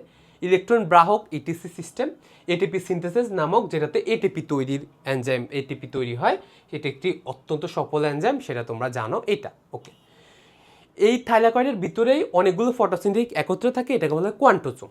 এটা গেল প্রথমটা। প্রতিটি ফটোসিনথেটিক ইউনিটে কি কি থাকে? ক্লোরোফিল এ থাকে, ক্লোরোফিল বি থাকে, ওই যে PS1 PS2 এটা বলেছি, photosynthetic 1 1 2। Chlorophyll C, chlorophyll D এটা শৈবালে উচ্চ শ্রেণীর উদ্ভিদে ক্লোরোফিল এ, ক্লোরোফিল বি থাকে। ক্যারোটিন এবং জ্যান্থোফিল কথা বলতে পারবা? তাহলে ভাইয়া কিভাবে লিখেছি? ভাইয়া লিখেছি থাইলাকয়েড আবরণীতে থাকে PS1 PS2 ইলেকট্রন বাহক বা ETC chain, ATP synthesis. Teacher clear হইল। এবং ফটোসিনথেটিক ইউনিটে chlorophyll A B, chlorophyll C D, carotene xanthophyll, এটা হচ্ছে শৈবাল, এটা হচ্ছে উন্নতি। তাহলে লেখার ভলিউমটা অনেক সুন্দর বাড়লো, লেখাটা অনেক বড় হলো, দেখতে সুন্দর লাগলো। ওকে, এটা এরপরে কিছু ডিএনএ এবং রাইবোজোম থাকে, ওরও ক্লোরোপ্লাস্টের চক্রাকার ডিএনএ 70S রাইবোজোম, যেটা আগের মতো কথা, এটা বলবা। তাহলে আগে পয়েন্টগুলো বলবা সুন্দর করে, তারপরে তুমি লাইন কমাও বাড়াও সমস্যা নেই। আবরণীতে দ্বিস্তরী, যেটা বলতে চাও যে গ্লাইকোসিল গ্লিসারাইড। স্ট্রোমাতে পানিগ্রাহী, চর্বি, প্রোটিন ইত্যাদি দ্রবণীয় থাকে, এনজাইম থাকে কিছু, সেটাও বলে দিয়েছি। আর কার্বন বিজারণের গুরুত্বপূর্ণ C3 C4 এখানে হয়, এটাও বলবা। থাইলাকয়েড বলবা চ্যাপ্টার থলি, অনেকগুলো মিলে গ্রানাম তৈরি হয়, মাঝখানে সংযোগ করা হয় স্ট্রোমা ল্যামিলি দিয়ে। ফটোসিনথেটিক ইউনিট আছে প্রত্যেকটি থাইলাকয়েডের আবরণীতে, 1 2 ইলেকট্রন বাহক, এটিপি সিনথেসিস। এর মধ্যে ফটোসিনথেটিক ইউনিট থাকে chlorophyll A B C D, carotene xanthophyll ইত্যাদি। ডিএনএ থাকে, ক্লোরোপ্লাস্টের ডিএনএ হচ্ছে চক্রাকার নগ্নাকার, আর 70S রাইবোজোম থাকে। সহজ করে বুঝিয়ে দিয়েছি। রাসায়নিক গঠন দিতে পারো পরবর্তীতে। প্রোটিন 35 থেকে 55%, যার মধ্যে অদ্রবণীয় এবং ঝিল্লি গঠনে বেশি অংশ নেয়। লিপিড আছে 15 থেকে 20%। রঞ্জক পদার্থ থাকে 6 থেকে 12, এর মধ্যে chlorophyll A, chlorophyll B, carotenoid যেমন ক্যারোটিন আর জ্যান্থোফিল ইত্যাদি থাকে। নিউক্লিক অ্যাসিড থাকে ডিএনএ আর আরএনএ। খনিকের মধ্যে magnesium, iron, copper, phosphate, carbohydrate থাকে মাঝে মাঝে। ওকে, ক্লোরোপ্লাস্টের কাজ বইয়ে সুন্দর করে লেখা নাই। এতক্ষণ তো ভাইয়া তোমাকে প্লেন প্রেজেন্টেশন করলাম। সুন্দর করে প্রেজেন্টেশন করা কীভাবে যেতে পারে সেটা ক্লোরোপ্লাস্টের কাজের এই প্রেজেন্টেশনটা দেখলে তোমরা বুঝতে পারবা। বইয়ে লেখা আসছে ক্লোরোপ্লাস্ট এই করে ওই করে ওই করে, ভাইয়া তোমাদেরকে কীভাবে সাজিয়ে দিয়েছি দেখো, তাহলে তোমরা কত গোছানো পাচ্ছ। এটা কি কি? ক্লোরোপ্লাস্ট সালোক সংশ্লেষণ। তাহলে এবার সালোক সংশ্লেষণের একটা লাইন বলো। এই প্রক্রিয়ায় শর্করা জাতীয় খাদ্য প্রস্তুত করে ক্লোরোপ্লাস্টের প্রধান কাজ। ঠিক আছে, ওকে। তারপর হচ্ছে শক্তির রূপান্তর। এটিতে কি হয়?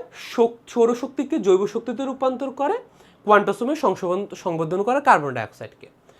প্রয়োজনীয় দ্রব্য উৎপাদন করে, যেমন নিজের প্রয়োজনে এরা protein, fatty acid, nucleic acid উৎপাদন করতে পারে। ফটোফসফোরাইলেশন অর্থ হলো ফসফেট যুক্ত করা, অর্থাৎ এটিপি তৈরি করা। তাহলে কোয়ান্টোজোমে ফটোফসফোরাইলেশন ঘটে, এর ফলে এডিপি রূপান্তরিত হয়ে এটিপি হয়। এটা হচ্ছে থাইলাকয়েডের ইনার মেমব্রেন, থাইলাকয়েডের মেমব্রেনটাতে, যেখানে কোয়ান্টোসোম থাকে, মানে অনেকগুলো ফটোসিনথেটিক ইউনিট একত্রে থাকে আর কি এইটাতে। ফটো রেসপিরেশন অর্থাৎ আলোর উপস্থিতিতে রেসপিরেশন, ক্লোরোপ্লাস্টে আলোক শোষণ বা ফটো রেসপিরেশনে ভূমিকা রাখে। সাইটোপ্লাজমিক ইনহেরিটেন্স অর্থাৎ সাইটোপ্লাজমের মাধ্যমে বংশগতি করা, এরকম যদি হয় সাহায্য করে, এবং বংশানুসারে নিজস্ব বৈশিষ্ট্য সক্রিয়, কেননা ওর কি আছে, ওর নিজস্ব ডিএনএ আছে, নিজস্ব রাইবোজোম আছে, হ্যাঁ, এইটা ওর জন্য গুরুত্বপূর্ণ। বিপাক সঞ্চয়, ভাঙ্গা গড়ার কাজ করে। ও এনএডিপিএ উৎপাদন করে, পানি ভেঙে অক্সিজেন মুক্ত করে। ও ফ্যাট ও লিপিড থেকে প্লাস্টোগ্লোবিউলিন রূপে সঞ্চয় করে। ক্যালভিন চক্রের প্রয়োজনীয় এনজাইম ও বানায়, কেননা ওদের এটা দরকার পড়বে। 6 কার্বন বিশিষ্ট শর্করাকে ভেঙে ফসফোগ্লিসারিক অ্যাসিড পরিণত করে, এবং ফসফোগ্লিসারিক অ্যাসিড থেকে শর্করা বা স্টার্চে রূপান্তর করা ওর কাজ। দেখছো? তাহলে তুমি যদি এভাবে প্রেজেন্ট করো তাহলে কিন্তু তোমার প্রেজেন্টেশনটা অনেক বেশি সুন্দর হয়। যে সালোক সংশ্লেষণ করে, শক্তির রূপান্তর, প্রয়োজন দ্রব্য, ফটোফসফোরাইলেশন, ফটো রেসপিরেশন। টিচার তো এই শব্দগুলো দেখেই মুগ্ধ হয়ে যাবে যে হ্যাঁ, এই শব্দগুলোই তো আমি শুনতে চাচ্ছি। তুমি ক্লোরোপ্লাস্ট দেখতে সবুজ, ক্লোরোপ্লাস্ট দেখতে গোলাকার, ক্লোরোপ্লাস্ট ভূমিকা রাখে গুরুত্বপূর্ণ, ক্লোরোপ্লাস্ট পরিবেশে। এখন আসো, আমাদের বইয়ে প্রশ্ন আসে যে জীবের জন্য কীভাবে গুরুত্বপূর্ণ ভূমিকা পালন করে। তুমি এই প্রসেসগুলো বলার পর বলবা এর মধ্যে এই যে কি বলবা, ফটোফসফোরাইলেশনের মাধ্যমে এটিপি তৈরি হয়, যার মধ্যে শক্তি উৎপন্ন হয়। সালোক সংশ্লেষণ প্রক্রিয়ায় খাদ্য উৎপন্ন করে, যা জীব সহ প্রাণী সকলের খাদ্য নিশ্চয়তা করে বা এটার মাধ্যমে খাদ্য পায়। ঠিক আছে, তাহলে এই যে গুরুত্বপূর্ণ দুটো ভূমিকা পালন করে, যেহেতু ক্লোরোপ্লাস্টে খাদ্য উৎপন্ন হয় যেটা অন্য কোনোভাবে হওয়া সম্ভব ছিল না, এবং এর মাধ্যমে এটিপিও কনভার্ট করতে পারেও। তাহলে এই যে এই ব্যাপারগুলোর জন্যই এটিকে কি বলা হয় যে এটি অত্যন্ত গুরুত্বপূর্ণ অঙ্গাণু যেগুলো জীবের জীবন রক্ষায় বা আমাদের মানব জীবনের অস্তিত্ব রক্ষায়। কেননা এই ক্লোরোপ্লাস্ট না থাকলে তাহলে কোনো খাদ্য, সবুজ খাদ্য উৎপাদন করা সম্ভব হতো না। সূর্যের আলোকে ব্যবহার করে খাদ্য তৈরি করা সম্ভব নয়। সূর্যের আলোকে তৈরি করে যদি খাদ্য তৈরি করা সম্ভব না হয় তাহলে জীবকুলের অস্তিত্ব থাকবে না, কেননা জীবকুল উদ্ভিদের উপর নির্ভরশীল, তাই না? উদ্ভিদের উপর প্রাণীরা নির্ভরশীল। তাহলে সেই হিসেবে এই ক্লোরোপ্লাস্ট জীবের অস্তিত্ব রক্ষায় গুরুত্বপূর্ণ ভূমিকা পালন করে বা এর ভূমিকা অপরিসীম। এটা বলে কাট করে দিলে টিচার খুশি, ঠিক আছে? এই হচ্ছে তোমাদের ক্লোরোপ্লাস্ট, এই হচ্ছে তোমাদের ভাঙ্গা। আপাতত আজকে আমরা এই টপিকগুলো পড়িয়েছি। আগামী ক্লাসে তাহলে আমরা কি পড়াবো ভাইয়া? আগামী ক্লাসে আমরা পড়াবো তোমাদেরকে এটার ডিটেলসটা। তাহলে nucleus, nucleic acid, DNA, RNA তৈরি এবং ওই বিষয়ে ডিটেলসগুলো, ঠিক আছে? এখন ভাইয়া ক্লাসগুলো কই পেয়ে যাবা? বারবার বলেছি ওয়েবসাইট বা অ্যাপে, ডিএমসিএন একাডেমিতে। অ্যাপে গেলেও একই জিনিস পাবা, তোমার কোর্সে তুমি যাবা, এই কোর্সটা তোমার কাছে এনরোল করা থাকতে হবে, না করলে করে নিও। এখানে কোষের গঠন, এটা নোট, জাস্ট এটা কিছু না, এখানে আমরা পিডিএফ দিয়ে দিব। সিকিউ অ্যানালাইসিস যে লেখা আছে, এটাতে আমরা সিকিউ অ্যানালাইসিস দিয়েছি গত ক্লাসের। এই ক্লাসটা আবার রেকর্ড হয়ে ঠিক এইটার নিচে যুক্ত হবে। তাহলে প্রত্যেকটা অধ্যায় এখানে এমসিকিউ যুক্ত হবে, এরপর অধ্যায়ভিত্তিক এক্সাম সেশনে গিয়ে অধ্যায়ভিত্তিক এক্সাম যুক্ত হবে, এখানে গিয়ে অধ্যায়ভিত্তিক পরীক্ষাটা আসবে, ঠিক আছে? সুপার সাজেশনগুলোর পিডিএফ আমরা এখানে দিয়ে দিচ্ছি, এই যে সিকিউ এমসিকিউগুলো যেগুলো বলেছি। আর প্র্যাকটিস পিডিএফ দিয়ে দিব জীববিজ্ঞান প্রথম আর দ্বিতীয় পত্রের, প্রত্যেকটি ভাইয়ার এখানে দেওয়াই আছে। তাহলে তোমরা ক খ গ ঘ এই নোটগুলো এভরিথিং তোমরা সাজেশন পিডিএফ সহ বিভিন্ন জায়গায় পেয়ে যাবা। অধ্যায়ভিত্তিক ক্লাসে অধ্যায়ভিত্তিকগুলো পেয়ে যাবা, মূল সবগুলো বই হলে সেটা তুমি সুপার সাজেশন নিয়ে এগুলোতে পেয়ে যাবা। জাস্ট একটু ঘাটাঘাটি করে দেখবা, তাহলে তোমাদের জন্য হয়ে যাবে। পাশাপাশি আমরা তোমাদেরকে প্রাইভেট গ্রুপেতে আপডেট দিতেই থাকবো। আশা করি ক্লাসটি ভালো লেগেছে। যদি ভালো লাগে তোমার বন্ধুবান্ধবকে বলতে পারো আমাদের কোর্সে যেন ভর্তি হয়ে যায়। কেননা এইভাবে যদি তুমি কন্টিনিউ করো ধীরে ধীরে তুমি অলরেডি সুন্দর করে 2 মাসের মধ্যে বায়োলজির প্রিপারেশনটা তো গুছিয়ে ফেলবা, পাশাপাশি বায়োলজি একটা বস হয়ে উঠবা। মাত্র 2 ঘন্টা ভাইয়া যা বলেছি সেগুলো একটু পড়ো, সময় দাও, তোমার এই রিলেটেড আর কোনো প্রশ্ন আটকাবা না। আরেকটি ক্লাস নিলেই দেখবে যে আমাদের পুরো সিকিউ শেষ হয়ে গিয়েছে। দেখা হচ্ছে সেই ক্লাসে। ভালো ও সুস্থ থাকো। আসসালামু আলাইকুম।